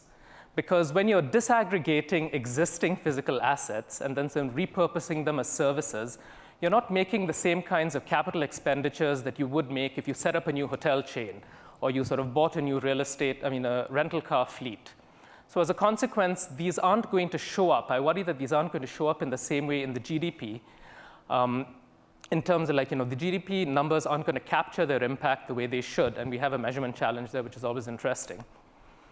They're also going to impact employment. The number of partially employed people is growing, and this sort of collaborative consumption in the pure economy is only going to expand that. So that's the second reason why, as an economist, I'm interested in the pure economy. The third reason, which I'm going to spend the rest of my time on, is because the industries where the disruption is happening are also industries in which there is a lot of local regulation. There are these layers of local regulation, and there are some fascinating dimensions to regulation. I'm going to try and go through 4 of them. Let's see how far I go. The first dimension of regulation relating to the pure economy that I find interesting is that, ever since I was an undergraduate, there has been some variant of the question, should a digital intermediary be held liable for actions that are taken on its platform by others? There was an MIT bulletin board on which pirated software was shared. Then we went through eBay, Napster, the file sharing networks, all the way to SOPA and PIPA, where digital intermediaries like Google and PayPal were sort of pulled into the conversation as sort of regulatory tools. Now, you may not be connected to the pure economy, but because it is disrupting industries that are heavily regulated, it's something that you should pay attention to, because the case law that will be the precedent for future questions, future answers to the question of, is a digital intermediary liable for actions that are taken on its platform, are probably going to happen in the next decade with these pure economy platforms. So that's one reason why, one dimension of regulation that's really interesting. Another dimension of regulation that I find really interesting is that I think of regulation as a form of government risk management. The government is trying to, in this case, sort of ensure the safety or lower the risks associated with the supply of these disaggregated assets in this sort of new service economy. Now, whenever the government comes close to regulating anything digital, it makes me pause, makes me worry a little, because, government regulation is often good when things are stable, because regulation is fundamentally backward-looking. And, in an industry where you need reacting or risk management that is reactive and that is forward-looking, firms do a much better job than the government will. Now, that brings me to my third dimension of regulation, which is, the interests of the market makers, people like Airbnb and Relay Rides, are not that different from the interests of the government, because the regulation over here is being pointed at the participants in these marketplaces and not at the intermediaries themselves. The intermediaries want what the government wants, which is to ensure the safe supply under this new supply paradigm so that safe exchange can take place in their marketplaces. And they're doing it by the use of digital institutions, things like eBay's reputation mechanism, the reputation mechanisms that have emerged around all of these marketplaces that are in some fundamental way playing the same kind of role that physical institutions like property rights, like contracts, access to banking, like courts of law, played in sort of old world economies. They are facilitating seamless exchange. And because the interests of the private entities involved here are pretty well aligned with good objectives of government, I think that we're at a point where regulation perhaps can be supplanted or supplemented by these digital institutions. There were a couple of more points that I don't have time for, including incumbents and sort of leveraging customer goodwill. But I wanted to close with one observation, which is that yesterday we heard that wonderful presentation about the Fabulous Four. Given the rate at which this economy is growing, I expect that in the not so distant future, there's going to be a similar session, but it's going to have the Fabulous Five. And the fifth company is going to be Airbnb or one of those other companies that is the primary exchange, the primary intermediary for this newly emerging peer economy. So thank you for your time. I hope you found that interesting. Very interesting, Aaron. Thank you so much. Thank you, And David. I think the ideas are continuing to flow. So next we have a 180 from Dan Bartlett, who's CEO of Hill & Knowlton Strategies and was previously the chief communicator for President George Bush, and who will be on the election panel this evening. So. Thanks. Appreciate it. Wanted to talk a little bit about tonight. There'll be a lot of conversation about the role that technology played in the victory that President Obama had last week, and a lot of it will focus quite extensively on, I think, what we in the previous panel talking about the future of retail and data and platforms and mobility. A lot of those three components were used successfully by President Obama. But to talk a little bit about my 180 and when it comes to technology and the role it has played in partisanship in Washington, D.C., I think the public kind of is left scratching their head when they say they're disgusted with what's going on in Washington, yet there was very little change when it came to not only the White House, but in the Congress as well, particularly. And my 180 particularly came from having gone up successfully with a politician, and everybody entering into the White House thinks they're going to be the leader that changes the dynamic, that's going to change the tone in Washington. And everybody says, if we just had a great leader to step in and change the tone, we'd all be better.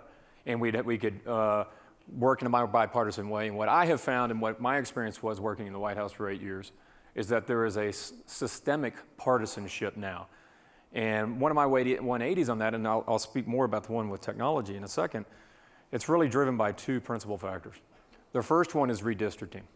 And what we have done over the last 20 years through the gerrymandering of congressional districts to where we now have, on both sides of the aisle, what I call 80-20 districts, meaning on the Republican side, the seats are 80% Republican, 20% Democrat. And on the other side, we have 80% Democratic seats with only 20% Republican. And there's very few toss-up congressional seats that are actually 50-50, 55-45, where the middle really matters. So every day when a member of Congress is waking up, they're more worried about their left flank if they're a Democrat or a right flank if they're a Republican. There's no incentive for there to be compromise in the middle. And so when you have that dynamic, when there's fewer and fewer, and 20 years ago you had about 50 or 60 swing districts. We no longer have that now. What was counterintuitive for me is the second one. And that is, you would think that technology and access to information would help the environment in Washington by exposing people to more information. When Ronald Reagan ran for re-election in 1984, nearly 70 million Americans got their news from ABC, CBS, and NBC. In 2000, that number had dropped to about 35 million. And now that number sits at about 20 million. So when that number is coming down, there's been obviously this explosion of information being found elsewhere. And the conclusion you would draw is to say, if people are being exposed to more opinion, more information, that would lead to a more thoughtful dialogue and hopefully consensus on the big issues of the day. But what I have found, and what the people in the practice have found, is that technology has turned out to be an accelerant to the partisanship, because if you think about it maybe in your own viewing habit, your own habits, in mine, is that if you're politically inclined now, you go to blog posts or to websites that reinforce your views first. And then you get your talking points, and then you go and have the debate with friends maybe on the other side of the aisle or whoever come from a different political persuasion. And so so if you're center right, you're going to redstate.com or to Drudge Report or to those sources. And if you're center left, you're going to Daily Kos or HuffPost and those places. And so we've made it far more efficient to be partisan. And that is something that, technology is not to blame, but it's a factor in the sense that it's definitely playing a role in making it easier for people to reinforce their own political views, not question them. Thank you very much. Thanks, Dan. There is a minor contradiction to that. I know that on Twitter, everybody was being directed to Fox News when your friend Karl Rove was suddenly like trying to do wish fulfillment, and they were walking down the hallways trying to find out. There used to be people like us who would keep him behind a closed door, and lock him up. But now he's all on his own, and he just says or does whatever Twitter he led a wants. lot of liberals over to Fox News for at least 15 minutes there on election night. Anyway, That's great. Thanks so much, and see you tonight on stage there. So now, we're going to have some labs in a minute, but I just want to tell you what's going to happen for the rest of the day. After the labs, we're going to have a 6:15 reception hosted by Ericsson, followed by dinner at 7, hosted by Forbes. And the reception and the dinner have been moved indoors because it's too cold to have it outside as we originally planned, which I didn't know until I just read those words. But we are still going to have the stargazing on the terrace. ClickView is offering us a not-to-be-missed look at the Arizona night sky, and it'll probably be darker out there because we won't be out there at our tables. But after dinner, back in the lobby, we'll move on to our post-election discussion, which Dan will be part of. It's definitely going to be lively. There's a lot to discuss. We have a, intrinsically nonpartisan Brit, Matthew Bishop, moderating the panel. So, and it's got just great people on it. I'm really looking forward to that lively discussion. So where is the dinner going to be, Simone, if it's not going to be outside? In Tortolita? Okay, just in those breakout rooms right over there. Which we did last year, unfortunately, as well, when the weather was threatening. So the labs, we have 5 of them. What's on your printer will be in Tortolita C on 3D printing. The gaming session will be in Cochise Springs, which is upstairs. We have the Madness of Crowds in this room. Africa, the Final Frontier in the library, which is through the lobby at the very end, sort of where we are going to actually have the election session tonight. So you go all the way to the lobby, to the left of our little sticker on the window. That's where the Africa session is going to be. And then Change Masters, IT Enablers will be in Tortolita A right over here. So see you at one of those sessions or at the 6:15 reception. I think we've had a pretty good day in here, so thanks so much.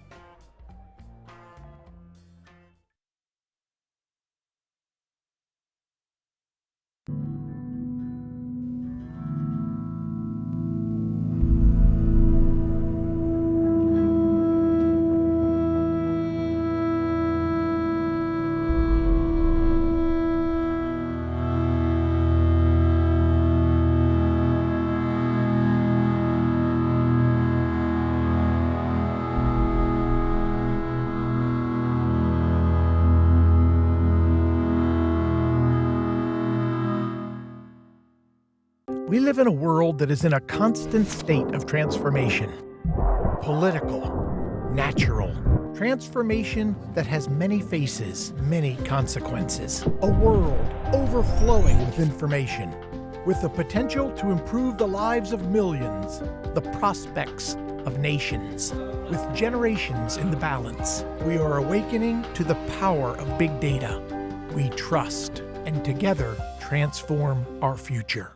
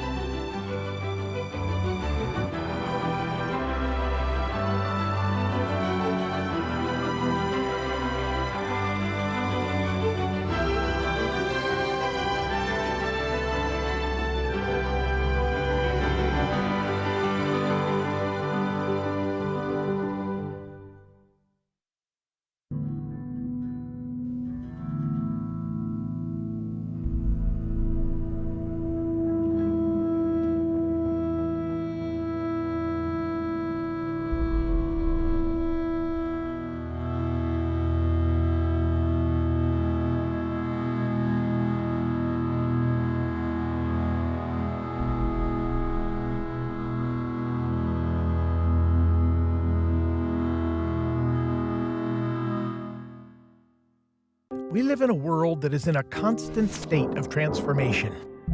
Political, natural, transformation that has many faces, many consequences. A world overflowing with information, with the potential to improve the lives of millions, the prospects of nations. With generations in the balance, we are awakening to the power of big data. We trust and together transform our future.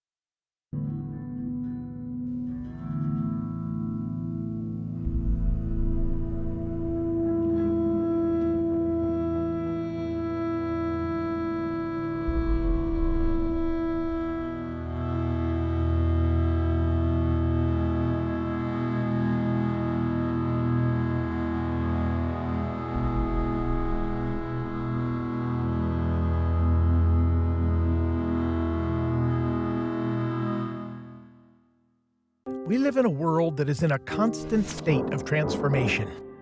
Political, natural, transformation that has many faces, many consequences. A world overflowing with information, with the potential to improve the lives of millions, the prospects of nations. With generations in the balance, we are awakening to the power of big data.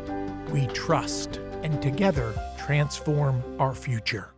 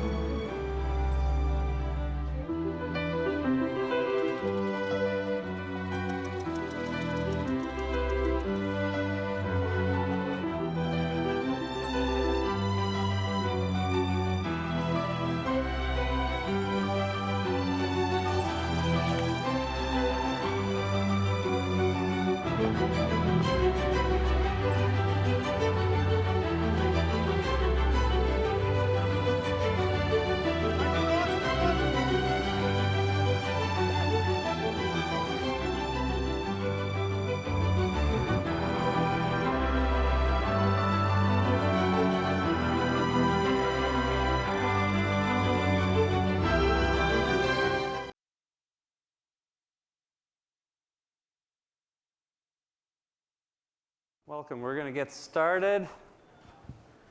This is going to be a conversation around the madness of crowd, and we've got a fantastic panel.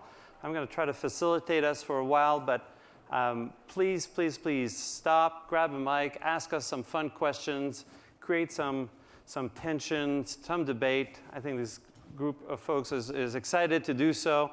And I'm going to start it off by asking each one of you to quickly introduce yourself. And let's start with you, Alec. Sure. So my name is Alex. I'm the founder and CEO of a company called SoundCloud. And SoundCloud is the world's leading online audio platform. It's a large social platform for people to be able to create around sounds all over the world. Some people think of it as what YouTube is for all video content, but for all different kind of sound content in the world.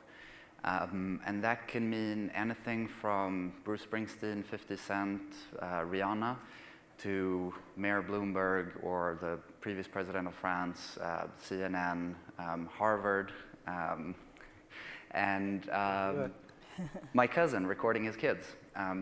So it's really anything and everything about people connecting with each other as we've gotten used to on the web in fantastic new social ways, but all through sound, this fundamental human part. We kind of feel like the web has been and is amazing, but it's strange that our offline lives are so full of sound and audio, and as soon as we go online, it goes completely quiet. So that's what we're trying to change. Great.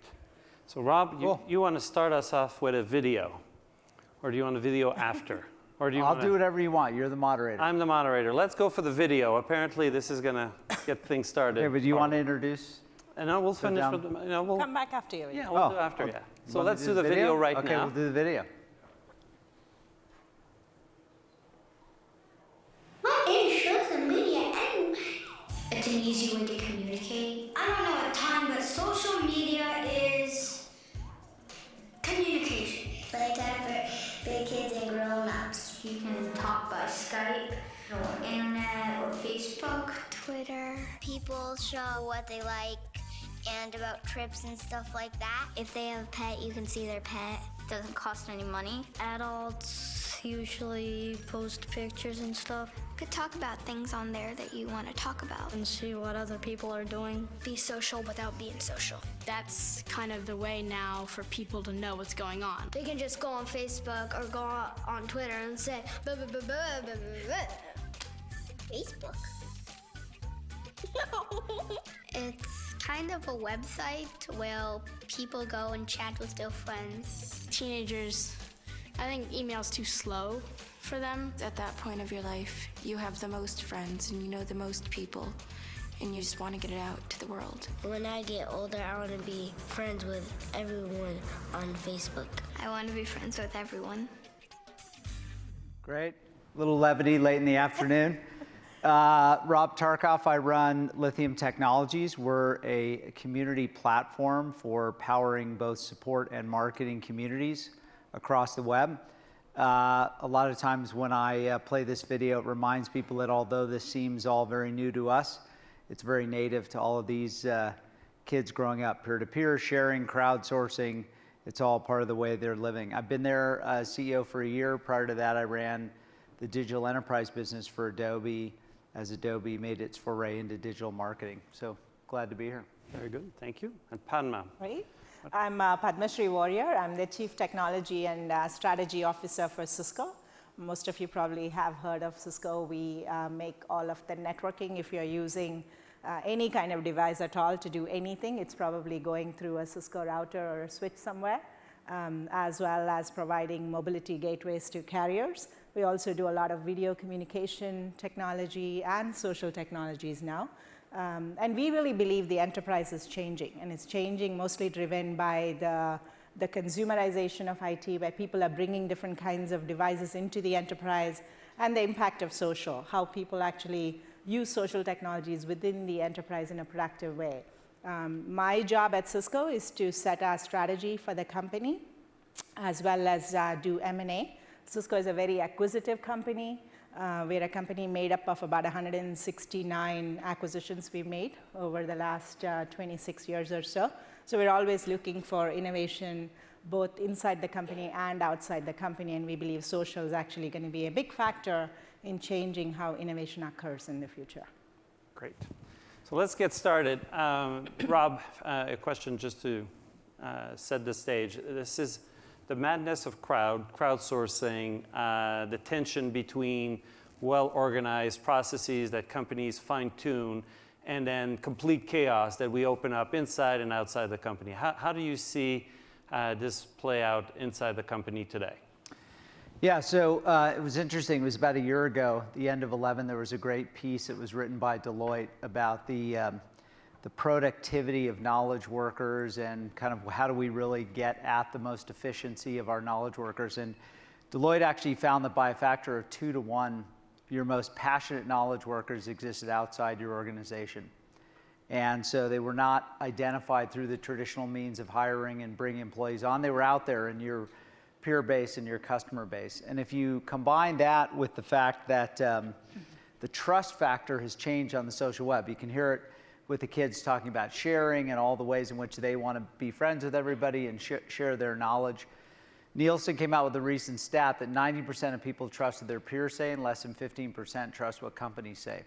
So if you take the fact that all your passionate knowledge workers by a productivity factor of 2 to 1 exist outside your company, and the trust is higher, then you add that to the third factor, which is on the social web, there's entirely new classes of problems that are being invented that only customers can solve. Yeah. They're at the intersection between different products. They're about different platforms and technologies that are used. So those three factors, to me, is really what's driving companies into crowdsourcing. And for a long time, you used to hear about, oh, crowdsourcing, that's McDonald's 40-year campaign building the Pretzelnator burger or whatever. Anybody ever had a Pretzelnator here? That was the big burger in Germany that they had. And they got 330,000 fans, but did they really sell any more burgers? That was the real question. So at Lithium, we really look a lot at the crowdsourcing and the peer-to-peer community as a real driver to business, not as a fad. But if people trust what their peers say more, and that's where your most passionate advocates exist out in your customer base, how do you turn that to real economic value? So HP is one of our big customers, drives 40% of all their customer support through their online communities, through peer-to-peer advocates who, for the sheer fact of wanting to be recognized, have rank, have reputation, have status, and because they genuinely want to help other people, they are brought in and engaged on the HP platform to be able to help drive cost savings, which in HP's lifespan right now is a very important initiative. So for me, I think the world has really kind of converged on this perfect place for crowdsourcing to be not just an engine, but the engine of innovation, of support, of care, of all the ways in which your customers can help. Good, good. And Padma, you're enabling a lot of this through a lot of wonderful technology, and you're also using it inside. Why don't you tell us a bit about how Cisco's I think I think maybe just to be contrarian a bit here. Good. I don't think the issue is so much sourcing. I think crowdsourcing and getting ideas is, I would argue, relatively easy, and we do that. We use different platforms at Cisco. We have something called iPrize. We post a problem globally. We've done it across 156 countries. It's something that we feel needs to be solved. And no strings attached. We pick the best idea and give the person or people with that idea $250,000 to go commercialize that technology. And we've seen a lot of business benefit back to the company by doing that. But I think in that process, the harder thing is actually selecting which is the good idea, right? I think when you source things from crowds, you get lots of ideas. And how do you screen? How do you select? How do you pick the most relevant answer to the problem at hand? I think that's where business judgment comes in. Mm-hmm. And so I call it structure meets chaos. That requires some kind of a structure. And you still go back to today, and I think that would be an interesting problem for all the thinkers in this room and beyond to be working on. What are the right mechanisms to screen these ideas? Because they're all great ideas, and sometimes people build on other people's ideas. And when we select, though, we go back to conventional methods. The way we do it at Cisco is we have a panel of VCs, Cisco technologists, and business people that sort of sift through all these things and pick which ones are the right ones, which ones are we going to fund or give a prize. We give out a prize to to the winners. And I would argue it's the back end of the process that's harder than the sourcing of the processes. But having said that, I think the fundamental model for innovation is changing. And I kind of like to think of it as it's becoming much more of a collaborative model. And I think we started off the conference with a discussion around innovation. I think it was on the opening day, about innovation becoming much more global. That I truly believe. And I think the expectations of people coming into companies and innovating is also changing. We just recently did a survey via Cisco, and we surveyed about 2,500 people around the world between the ages 18 and 29.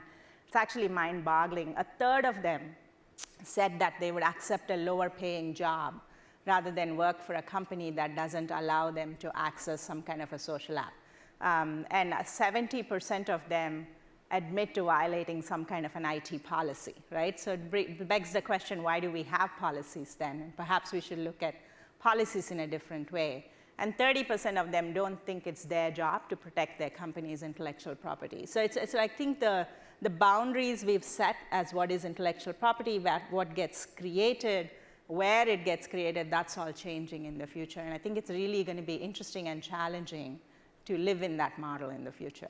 It will be. Alex, you're unleashing a lot of innovation in sound and music. Yep. You're dealing with crowdsourcing externally. It's a community that exists out there. How is that working? How are you getting people to come together? What are the incentives? How do you select what's good, what's bad, the noise from the bad?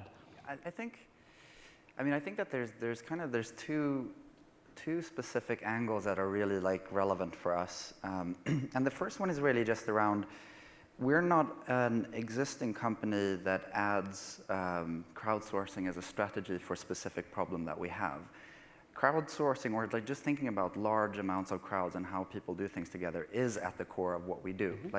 We don't create a product, sell that to somebody, and then the experience they have is based on just that product that we made. Part of our proposition to everybody who comes to SoundCloud is the community and the whole crowd that is actually there. So in a sense, we're kind of what we deliver to people is somehow proxied by these enormous crowds because it's a social application. And I think it's interesting, we can apply that scale and that crowd to specific problems that we have as well, but what's more important for me and fundamentally in what we do is just that the crowd is they're not just our customers and users, they're actually part of our product as well. You have to, when you're scaling a social application, you have to think about that a little bit, because obviously you don't have the community there in the beginning. We had a very specific approach of saying, this is something that needs to be valuable with one single user. And it was, in the beginning, was helping people to share a piece of sound with somebody else. And the key feature of the app was that verb, sharing. So that helped building up the entire crowd around it. And then we see ourselves as, sitting somewhere in the background, definitely not in control of what people do, but trying to sort of influence it a little bit here, a little bit there, to kind of elicit behaviors that we think are going to work at scale. How are you influencing that? What's the degree of? Well, a specific thing will just be to change a product feature. There's this very interesting, actually me and my co-founder, we wrote a book about it before, but there's this very interesting relationship between, as we kind of see it, the architects of a space and the people who actually sort of inhabit it and make it into what it is. And there's no one side that controls that experience. It is this sort of ongoing discussion going back and forth of, we, as much as we want to, we can launch a feature and say, this is how people are going to use this and what they're going to do with it. If they decide to do otherwise, then they decide to do otherwise. But at the same time, of course, we're setting, as architects, creating a room, creating a space, we're basically suggesting certain kind of behaviors that work well. So as an example, we don't have a rating system, a numerical rating system of any of the content on SoundCloud. We do have ways of being able to like it and showcase it to other people, but we don't have numerical rating systems. And one of the reasons for that goes back to looking at sociology behind groups in smaller and large scale. And what you kind of do, what you hint to people in terms of behavior, if you put a rating mechanism there, is that it's a competitive environment. Somebody rates something, the other person, they have an initial reaction to want to create something better than that. And that can be great, sort of in maybe, say, in an eBay scenario or something like that. But we were quite influenced by Flickr early on, and they don't have any of these things. And then if you don't have the numerical ratings there, people tend to judge each other and build trust around other software mechanisms, which tends to build more engagement. It's a little bit slower, but it builds a tighter community. So that's sort of like one example of how we try to think about the things that we build and how they're actually going to impact people's behaviors as well. But I think the other thing that's been really interesting for us is really in the sort of broader conversation about innovation, and especially now these days about sort of how to organize companies to be able to create a lot of innovation. And it's been really interesting for us going from, you know, being like two geeks in an attic somewhere up to a company of we're like 160 people or something, which is quite an interesting ride when you do it in a short period of time. And I found that one of the most powerful things with having large amounts of crowds is not that people come up with the solution for things, but that they spark this chaos and this like ongoing conversation, which over time leads you to a better solution. I think that, you know, that we have a tendency when we look back at history to say that some genius came up with this idea at this moment. And there's a great book that I don't remember the name of, and I don't remember the name of the author, but it's good. That's a great book. But it's basically looking at validated by a lot of people in the community. Yeah, but he's basically saying that, you know, we think that Darwin came up with the theory of evolution, like, you know, sitting on his boat and just ta-da, but it, like, he had notes like proving it like 3-4 years beforehand. So it takes a lot of time, and that's something that we've seen in the community that's influenced what we build, but that's also a model that we've tried to create within our own company as well. So I think very much in the same way about how we build, not in a directive way to the community of saying, do this, do that, do this. We create an environment where people can truly be like autonomous and create their own thing around it. And we try to have that same approach inside of the company as well. So huge amounts of autonomy. And the whole idea of that is that it will get messy, but it's a fantastic way of being able to make sure that you keep innovation and that you keep those ideas going until the point where they're actually... Rob, you want to... Yeah, no, I think that's the interesting dichotomy between, sorry to make you guys dichotomous here, between the two views on crowdsourcing. There's companies that at their foundation have this idea of the communities at the core. And their number one objective is, how do I keep that community on a sustained engagement model? How do I keep them continuing to contribute, to wanting to be a part of that? Versus, how do I think crowdsourcing as discrete activities, sourcing, responding, right? Where I, as a company, put myself in a different position then. And so it's an interesting contrast that I see sometimes, and I think we see a lot of companies that go across the spectrum. Anybody here ever heard of giffgaff, the company giffgaff? It's the fastest growing MVNO in the UK, mobile virtual network operators. 2.5 million people in the 2.5 million subscribers, growing 25,000 a month. 75% of all their subscriptions are through word of mouth. All of their solutions are built by the community. They serve 2.5 million people, growing at 25,000 a month, 14 total employees in the company. This is, again, like SoundCloud, another company. It's a spin-off of O2 Telefonica that's built entirely on this peer-to-peer exchange model. The challenge is not for new companies that I see, because that's, as the video showed, that's sort of a known way of interacting. The challenge is, and I think you have this in the description of this panel, how do you take that innovation model, which is about sustained engagement, about people establishing influence in peer channels where they are the product of what they write, not any kind of hierarchy in an employee base. And how do you combine that with the traditional ways that we've sourced innovation, which is get ideas and then have the people who really have the knowledge arbitrate, as opposed to having the community arbitrate. And that's what I find really interesting. The known benefits to reduce cost with less people, and we're actually doing a study on this right now. We think because your customers and your advocates are more passionate about your products, your outcomes are better. The ideas are better, they get to market faster, they're more validated. There's a value exchange. There's a value exchange.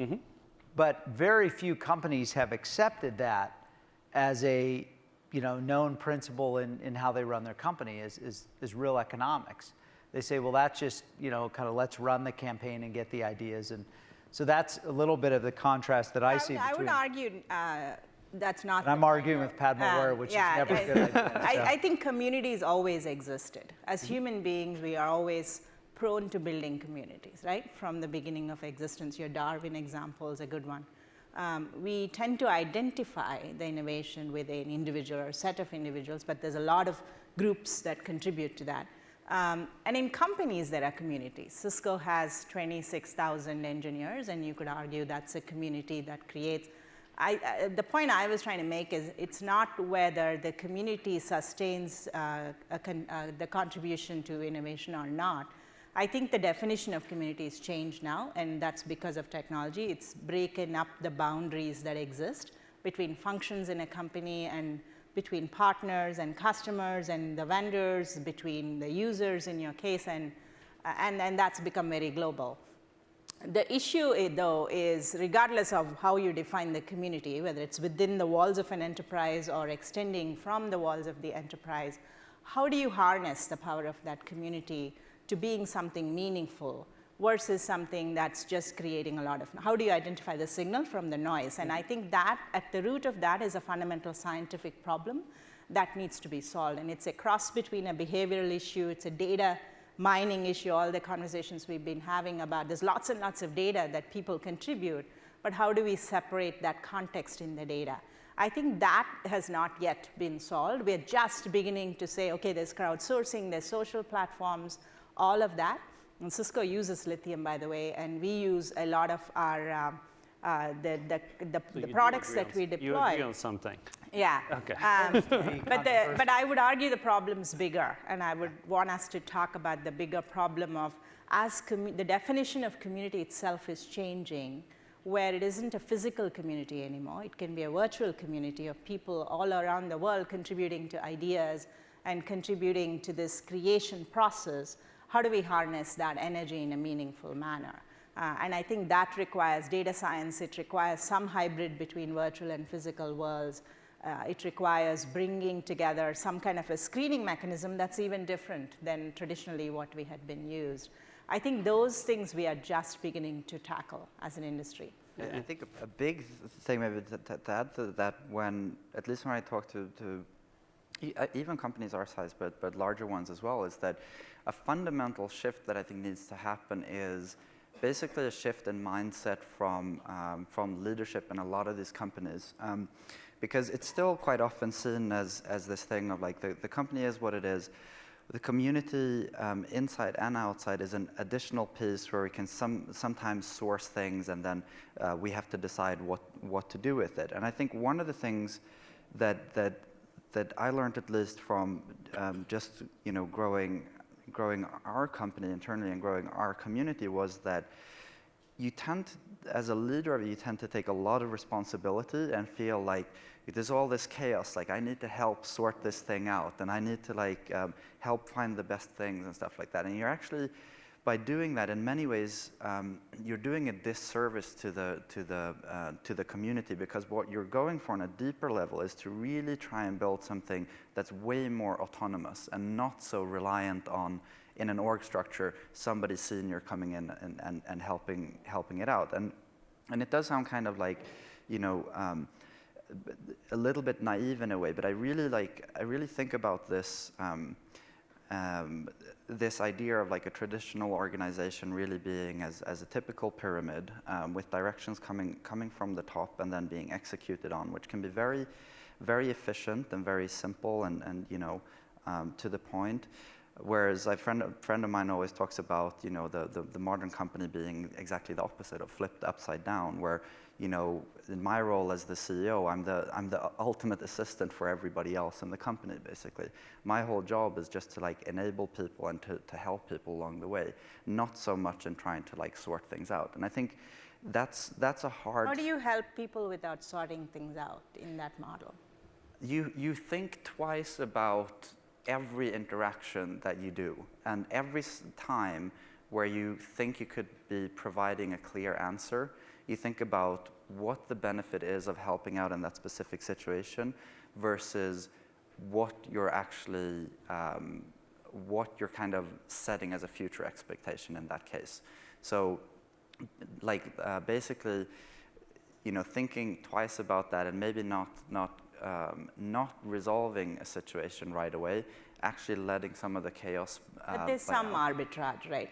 Oh, yeah, that's for my sure. point. And there I will think be there's always decision-making as well. arbitrage. There will be, And but I do think that there's a difference in mindset there. At least it has been for me, and really continuously taking more and more of a step back and like really trying to enable. Yeah, I think that's a good point. I think the arbitrage models will change in leadership, right? You know, because knowledge is now distributed and everyone has different pieces of information, you gather lots of ideas, and how you formulate, I mean, as human beings, we always have logic and decision making. Our brains work that way.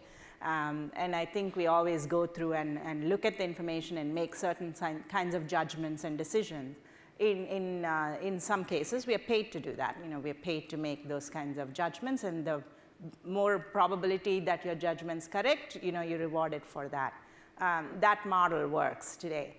I think what has happened with the social and the communities is that database that you have access to is broad, and you actually sometimes don't know where the data is. And I use Twitter a lot.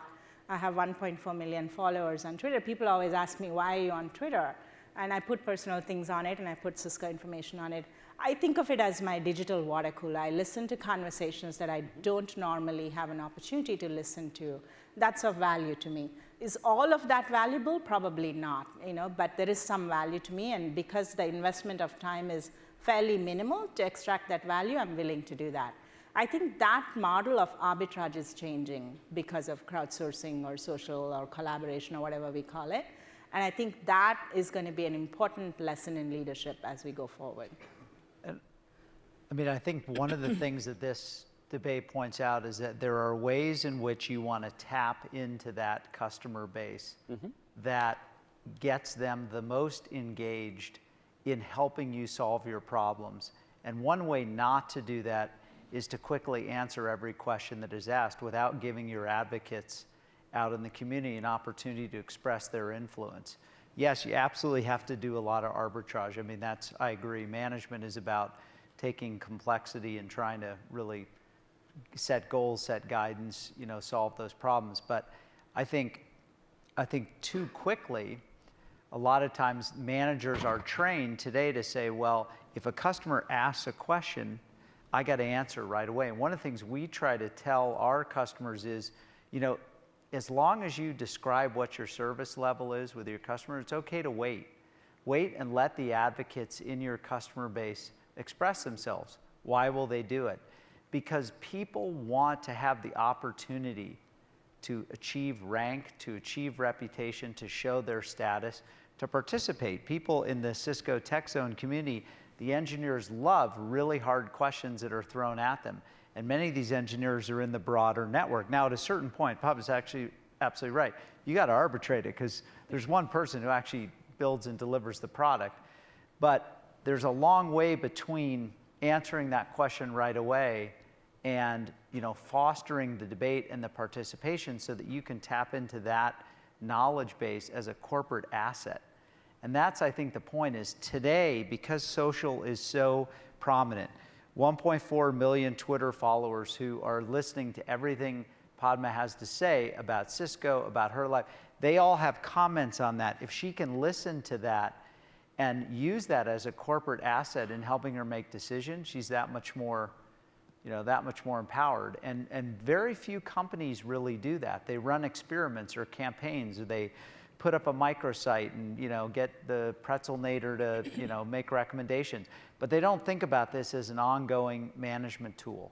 And that's, I guess, the point that I'm making is it has to evolve much more quickly, because the people in your company are not always the most valuable people to be solving the problems. Make that arbitrage.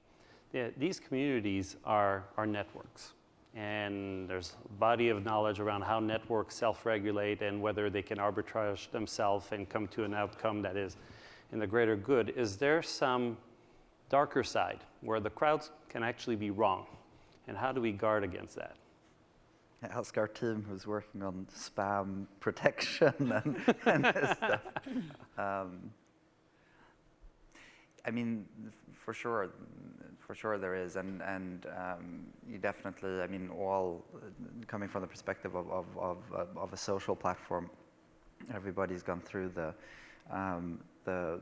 increasing complexity and challenge that occurs in basically fundamentally keeping the large part of your community safe, because they need a safe environment to be able to build trust with each other and build something great, and then being able to keep people who are trying to abuse that either off the system or limit the way that they interact with the system. And you know, it's usually on fairly simple mechanisms, at least, that they do it. If you look at Twitter or something, it's quite easy to figure out how people would want to game the system, how they want to abuse it. Turns out to be like quite challenging, like scientifically and engineering-wise, to figure that out automatically and not make many mistakes with it. But if you took a customer service example, where you're asking your engaged community to help you solve problems that come in, it is possible that for a while the community will go the wrong way and will be recommending a whole series of upgrades and patches and what have you. Mm-hmm. And the product experience will get degraded. I mean, what's the right way to?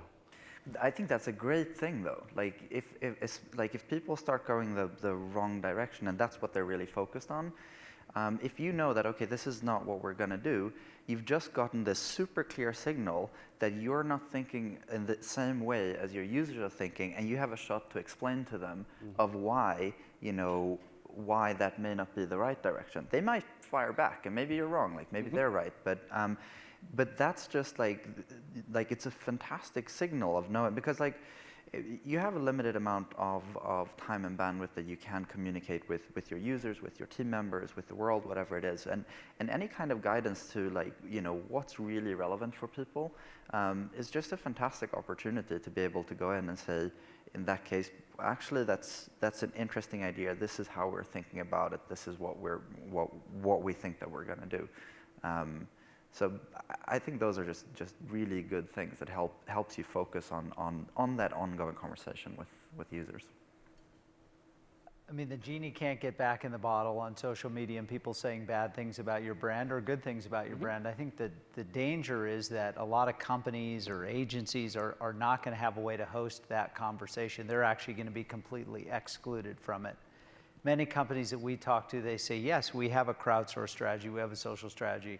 We have listening tools. When people tweet, we respond. That's not a social strategy. That's a one-to-one communication using Twitter as a replacement for an IVR or a phone tree. And if you look at most companies, they have community as one tab, and then they have ask a question of an agent on another tab. So of course they drive you to the highest cost channel, where given the tenure of the average support rep, you're not necessarily more likely to get the right answer. Yeah. So yes, there's moderation, and yes, there's a responsibility you have as a brand, but I think there's more potential danger or risk in not grabbing on to view hosting a peer-to-peer conversation as part of the responsibility of a company.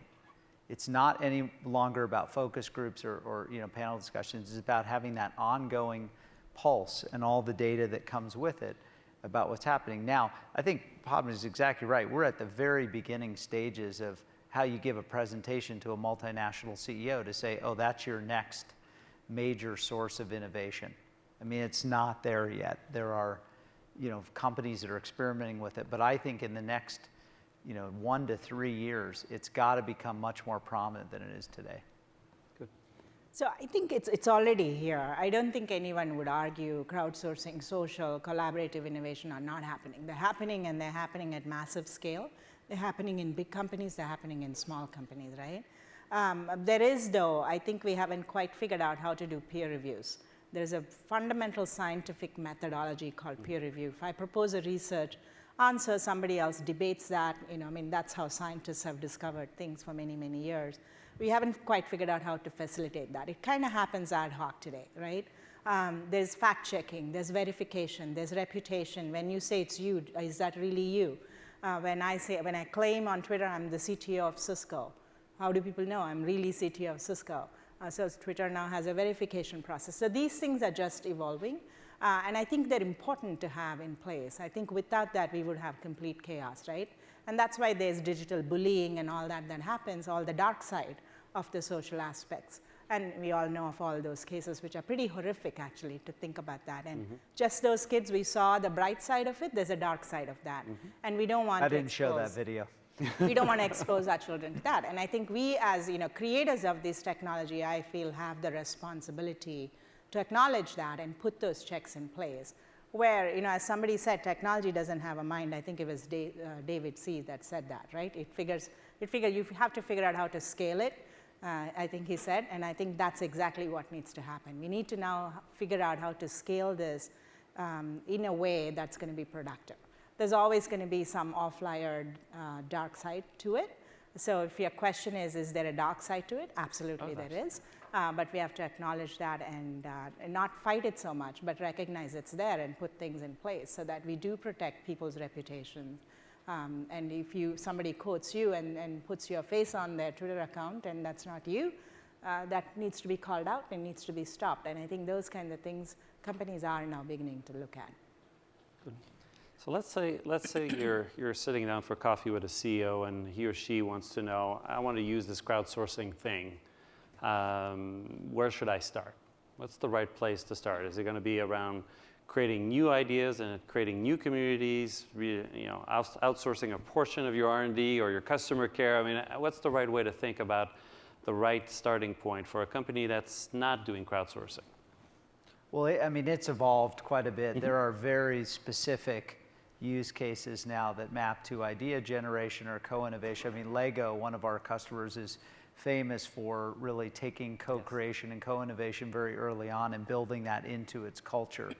Right? There's lots and lots of examples. Success Factors is one of our customers, uses community and peer-to-peer in the goals module so that if you're an HR professional, you can actually correspond with other like-minded HR professionals of similarly sized companies around the world as you tackle problems of setting goals or compensation or any of that. So there's multiple examples. We are at, I think Padma's right, this is not sort of brand new technology. We're at the level of sophistication. It's just today it is still for the most part, a marginal experiment for companies as compared with all the other investments they're making. And in addition to the technology companies having a responsibility, we had all those Sloan and MIT, Harvard Business School professors up here. None of them talked about course curriculum for MBA students on how to facilitate your customer ecosystem, like how to facilitate your peer-to-peer community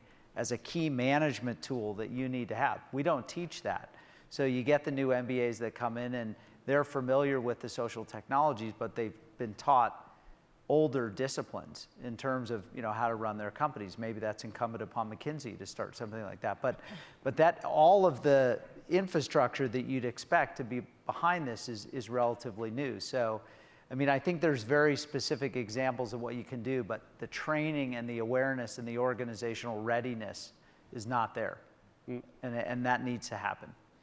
I would basically ask 3 questions to figure out what the company was interested in. And the main one would be, or the first one would be, if they're interested in it from the perspective of creating more innovation in their company, of taking a company that maybe feels like it's slowed down, like there's not that much innovative stuff happening, then I would talk about their org structure and how the company is run and see if it actually works in the same way that massive crowds on the web works. Like, the second question would be, if it's not about that, is it more about brand?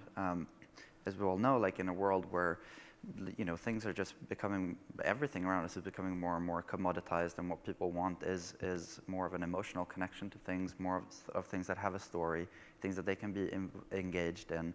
Then that's a separate part, right? You can use the crowd to create that story around your brand. It's very hard to do that these days without having a lot of people be involved. And if it's neither of those, I would assume that they're more interested in just experimenting to figure out what to do, and then it's probably best to do a specific isolated campaign, have people contribute ideas to something. Maybe, I mean, we see it a lot with big artists, for instance, like launching a part of a song that's not finished yet, and then having people participate, create their own versions of it. Like Snoop Dogg and 50 Cent have done a bunch of those and get like thousands of people collaborating, making their own versions, and then he'll release some of those and stuff like that. So you can do really fun things at a smaller scale as well, just to kind of get a feel for it. But I think those are I try and figure out what their objective would be like on those three levels. So we talked a bit about value exchange and making sure that this community, the participant, have a way to feel that they're rewarded, they're recognized, they get some value. I think in your case, it's relatively clear because that's the purpose of that community. But in other environment, particularly, and maybe in yours too, as you participate and you contribute something, it becomes part of the collective. And there's, without getting into a very complicated legal debate, there's something around how do you create a value exchange that seems fair with all the participants in this community and in getting the right ideas? It's hard. It is hard. It's super hard. I mean, just maybe quickly, like,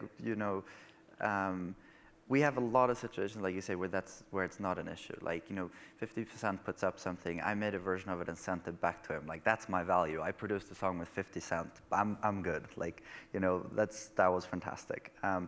But then obviously, like, when looking at co-creation at large scale, and especially around the intellectual property challenges around that, we're honestly just at a place where we don't have a legal system anywhere in the world that can cope with that. And I know that some approaches are that, well, we could have thousands of people collaborating, and then we can have a very smart accounting system in the back end that just sorts out everything of what, micro percentage here is assigned to this. And like, that's not going to work. Like, it's too expensive in terms of a system for something like that. So, I mean, we saw a few years ago, Creative Commons being introduced as one way of trying to create a better framework for making those kind of things possible.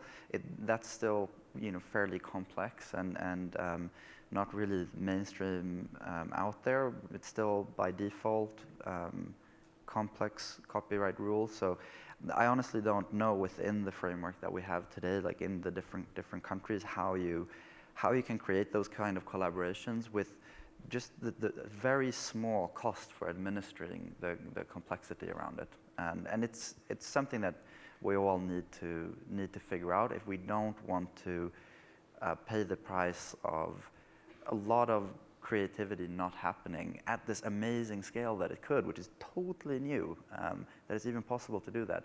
Like, that's not going to flourish fully until we do our homework and actually figure out some better legal frameworks for it. Yeah.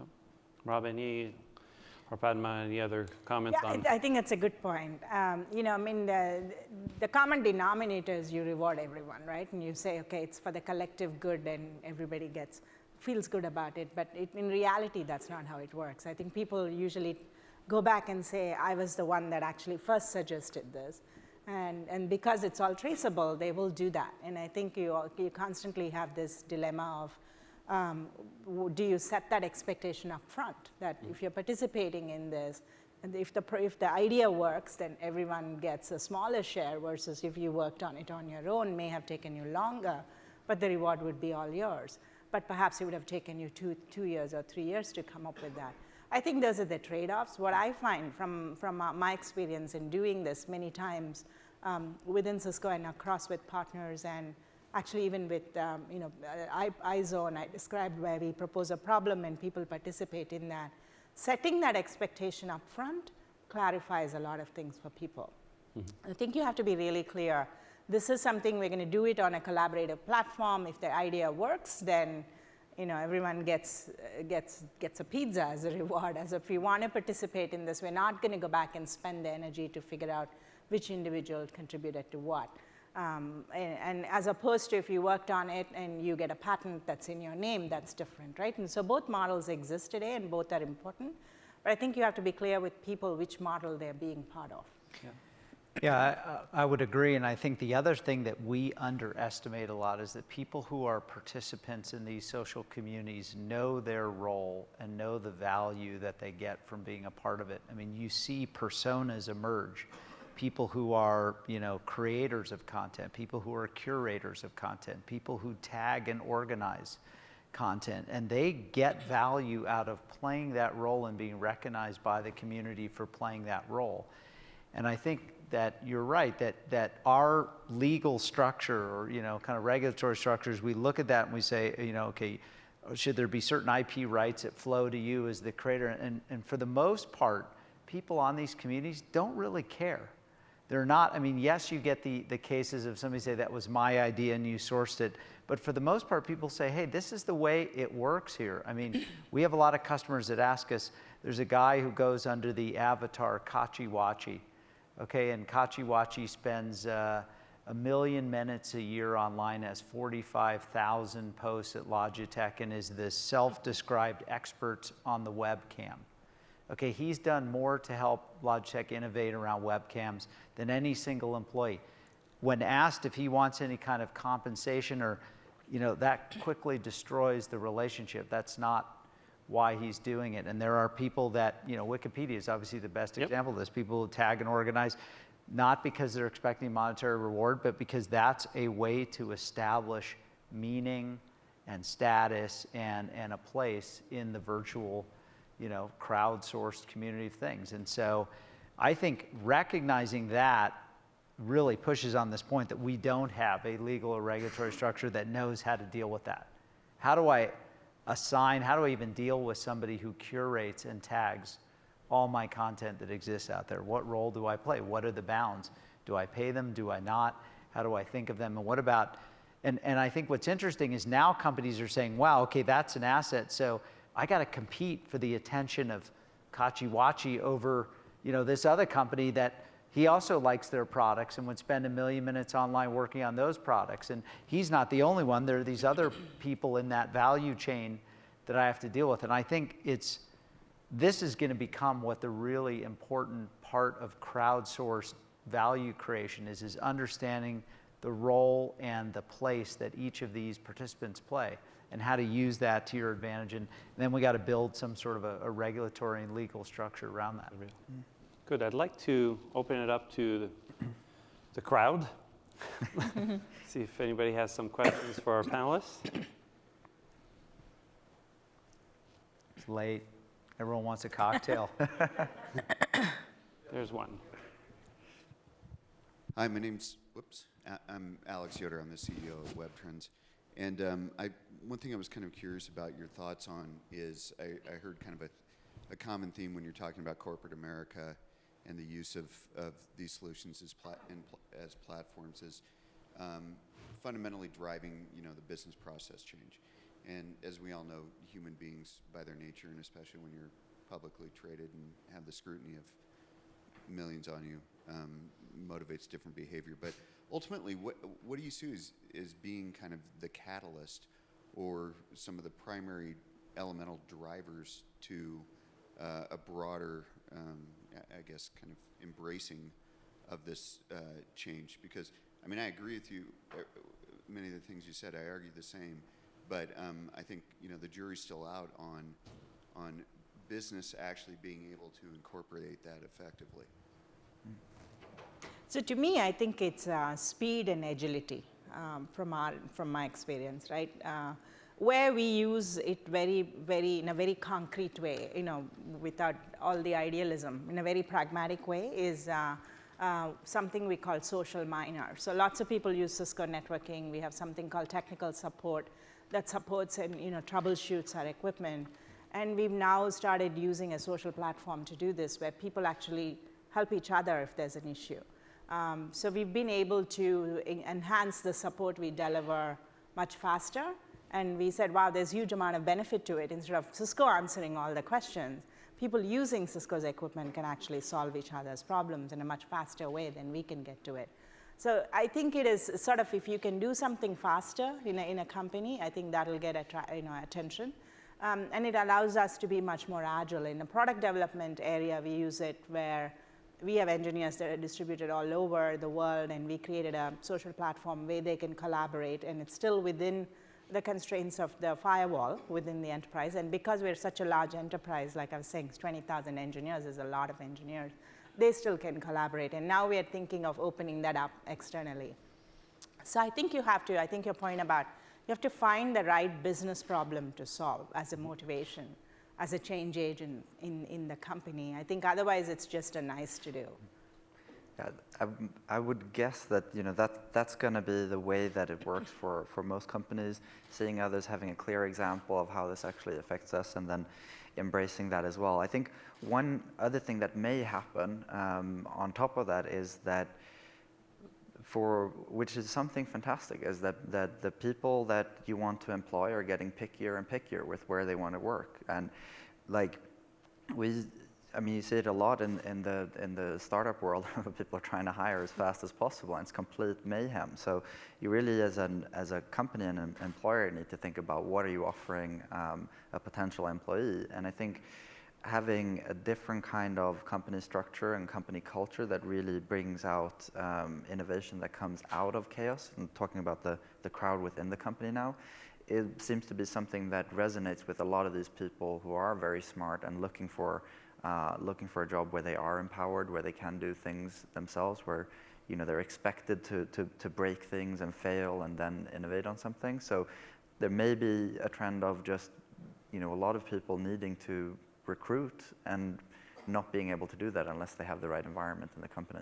Yeah, I would agree. I think it's a combination of global competition is getting more fierce. Robots are taking over a lot of our jobs. And the war for talent, the small pool of talent is getting more difficult, and people are able to work at companies across geos from anywhere. And so the idea that you can innovate and lead without activating your customer base to be an asset for you is going to go away. Every CEO is going to look at the passionate folks out there that can drive innovation, change, influence, service, support, care, and they're going to say, that's something I have to tap into. The faster I do that, the more my pace of innovation increases. And if I don't do it, I'm going to be behind. And the brand that can do that will pull.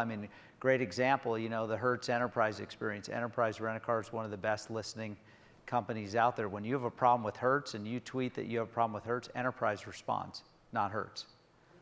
I don't know if people know that. And Enterprise says, I'm really sorry that you had a problem with Hertz. Where can we send the car? Right? And so that's kind of an early example, right? Companies are listening and responding over Twitter and Facebook and Google+, but take that to its next logical extreme. That's, this obviously at Web Trends, but that's the battle or the boundary where this battle is going to be fought, is who at the margin is going to really be able to innovate around these kind of problems and activate. Because once I have that experience with Enterprise, where they show up with my car, I don't have 1,000,004, I have about 1,700. But my 1,700 Twitter followers are going to know about it. And maybe she'll retweet me, and then quite a bit more will know. But I think that's. Let's get another question from. Hi, Alec Ellison with Jefferies. I don't think you addressed this. I came in 15 minutes late, so if you did, forgive me. But one of the most impactful elements of crowdsourcing is going to come into play next year, which is the Jobs Act is going to allow all these sites to allow small companies not to confront the madness of crowds, but get money out of the madness of crowds. And I wondered if any of you have given thought to the likely implications for companies when they start sourcing their capital from this environment. Haven't, but that's an interesting idea. Aren't you the vice chairman of Jefferies? You're supposed to tell. I think it's great. I think that, again, when we go back to this whole idea that, is the regulatory legal environment catching up? The presumption is that people are not sophisticated enough to understand the risks of what they're doing. I think that's in today's digital age where we say that all of NASA's information is in my smartphone. People have access to a lot of information. Now there has to be some level of, the widow orphan sort of, protection rule, but beyond that, the idea that you have to be a qualified institutional buyer or whatever those things are called so that you can invest in that if you're a sophisticated knowledge worker, to me, that doesn't seem to make sense. At one time where information couldn't get disseminated quickly, so you were at an information disadvantage, that made sense, but you're not now. You can get access to anything. I can go visit a customer and research the SEC filings and know more about that company going in to meet the CEO than most of his or her direct reports do, because I just took the time to research it, right? So the idea that companies shouldn't be able to just raise money from more of the crowds seems to me to not make much sense anymore. But again, I'm not a banker. It feels like losing the potential that could bring of really changing the system, like that's way more dangerous than the potential damage of it being in place. So, as we're in an age of trying things out with a lot of people at once and then course correcting and iterating, I'd much rather try it out, see where the problems arise, and then try to fix those specific things than not making it possible at all. You have another question? Hi, Steve Little. I'm the VP of Technology for Infinity Interactive. We're a small company. We're about 26 people, and we've been completely virtual for about 7-8 years now. And we contribute a lot to open source software. And we actually use open source software as kind of a way to recruit people. So I was interested in your opinions on that. And just a lot of what you're talking about is it's meritocracy and in relation to open source. So, because obviously, I know you for sure use a lot of open source software. Yeah, So. well, we do, and we make a lot of it as well, and contribute a lot back as well. I mean, and basically, like it's as with most things at SoundCloud, it's not a rule, but it's encouraged that people spend time on that and that they do give back. We do have, it's not tracked, but like similar thing to Google. People have 20% time to do whatever they want. But people work on open source stuff outside of that as well. We've gotten better at, spending the time to take some of the things we've built and actually like publish them, really like document it, being much better about, what went into it. And part of it is just that we're standing on the shoulders of giants with a lot of other great stuff, and we want to contribute back. Part of it is obviously also to get more attention in the right community and really try and find the best people to hire. But yeah, we're 100% for it. It's a huge attraction to engineers for our company. We're entirely built on an open source stack. In fact, our UI layer, which allows all our customers to customize their own communities, is part of a pretty active open source project. That is, a lot of engineers ask about that as the first question, is it open source and how modern a framework is it? So that I know something about it and can build on it. And I think even our customers, when they're looking at that, their technical folks and I think the open source community, they know, and if you've adopted that, there's some presumption that you understand crowdsourced innovation, that you understand you contribute and you take, and there's sort of a bilateral relationship, and that's pretty important to the folks we talk to. Yeah, and we use it quite extensively also in our software development model. In the hardware world, there are standards that you contribute back to, and we participate in that too. I think standardization is another way of actually, creating a crowd model for what you've invented, right? You put it back into a standard, make it standard so everybody can benefit from it. So we use both, and I think both are extremely important. And I think going forward probably will be more important. Good. I'll ask a question if y'all don't mind. Yes. I'm actually in the first year of my MBA program right now, and I think it's interesting you mentioned there being a course kind of on this crowd management in MBA programs. We had about a 15-minute discussion the other day on whether Facebook's users are a resource or not for it. This is a corporate strategy class, and there are clearly defined resources. And what we decided on is that a user is not a resource, but its users are a Right. resource that you Right. kind of have to differentiate with the S there a little bit. My question for you is, what would a couple of those takeaways be as far as managing a community like that? Because you're right, those courses aren't offered, but I think it's incredibly important that we kind of learn that, and that's a missing gap. So what would you, if you had to list a couple things? Well, I mean, an example is, if you take a course or a set of courses on, customer service or customer service related things, there's a set of principles that goes into how you manage an effective customer service operation. You learn all about response and SLAs and arbitrage, labor arbitrage, all the things that people are doing. There's all sorts of cases on that. But there's nothing on, how do you facilitate a peer-to-peer ecosystem? How do you go find the influencers? How do you measure influence? We think of influence on the web as the Google PageRank algorithm, right? That's sort of what I call each web page's reputation, right? But a different kind of model exists on the social web because influence can be gamed. I mean, I can go to clout, I can, tweet like crazy for 3 weeks and my clout score goes through the roof, but that's not a real measure of my influence. So studying ways in which you really are influential as a member of an online community. I mean, that's a hotly debated topic, and we talked a lot at this conference on there's so much big data out there, but visualizing that in an active way that I can actually say, you're influential. When I run a campaign for, Dial Soap, I ought to make sure that you're commenting on that because, kind of here's how I, map out your influence on others. I mean, just looking at cases where companies have tried to do that and developing a set of principles or a thesis around how you can do that and how you can instill that as a management discipline.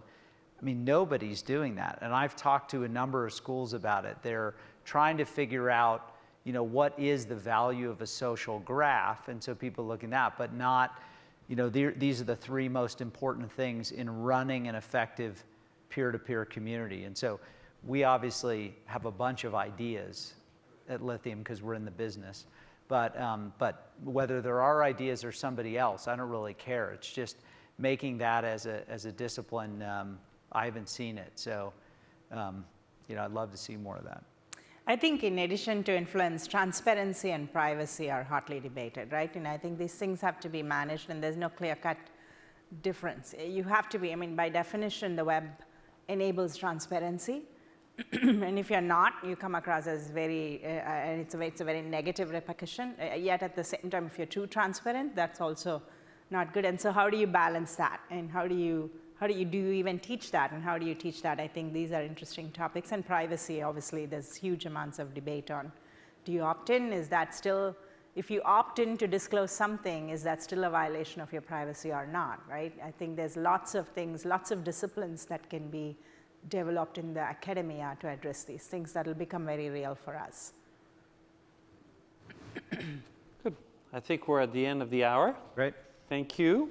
Thank you to our very much. panelists. Yeah. Thank you. Thank you. Thank Thanks. you. You made it. You made it.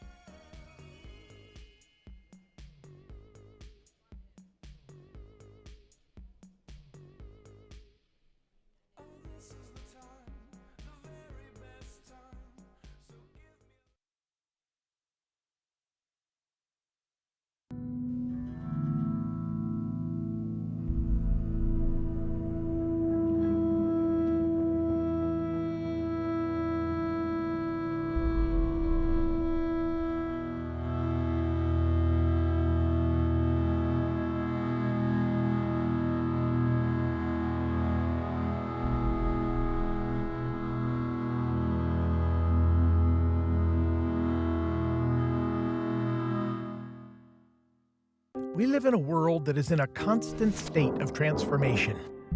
Political, natural, transformation that has many faces, many consequences. A world overflowing with information, with the potential to improve the lives of millions, the prospects of nations. With generations in the balance, we are awakening to the power of big data. We trust and together transform our future.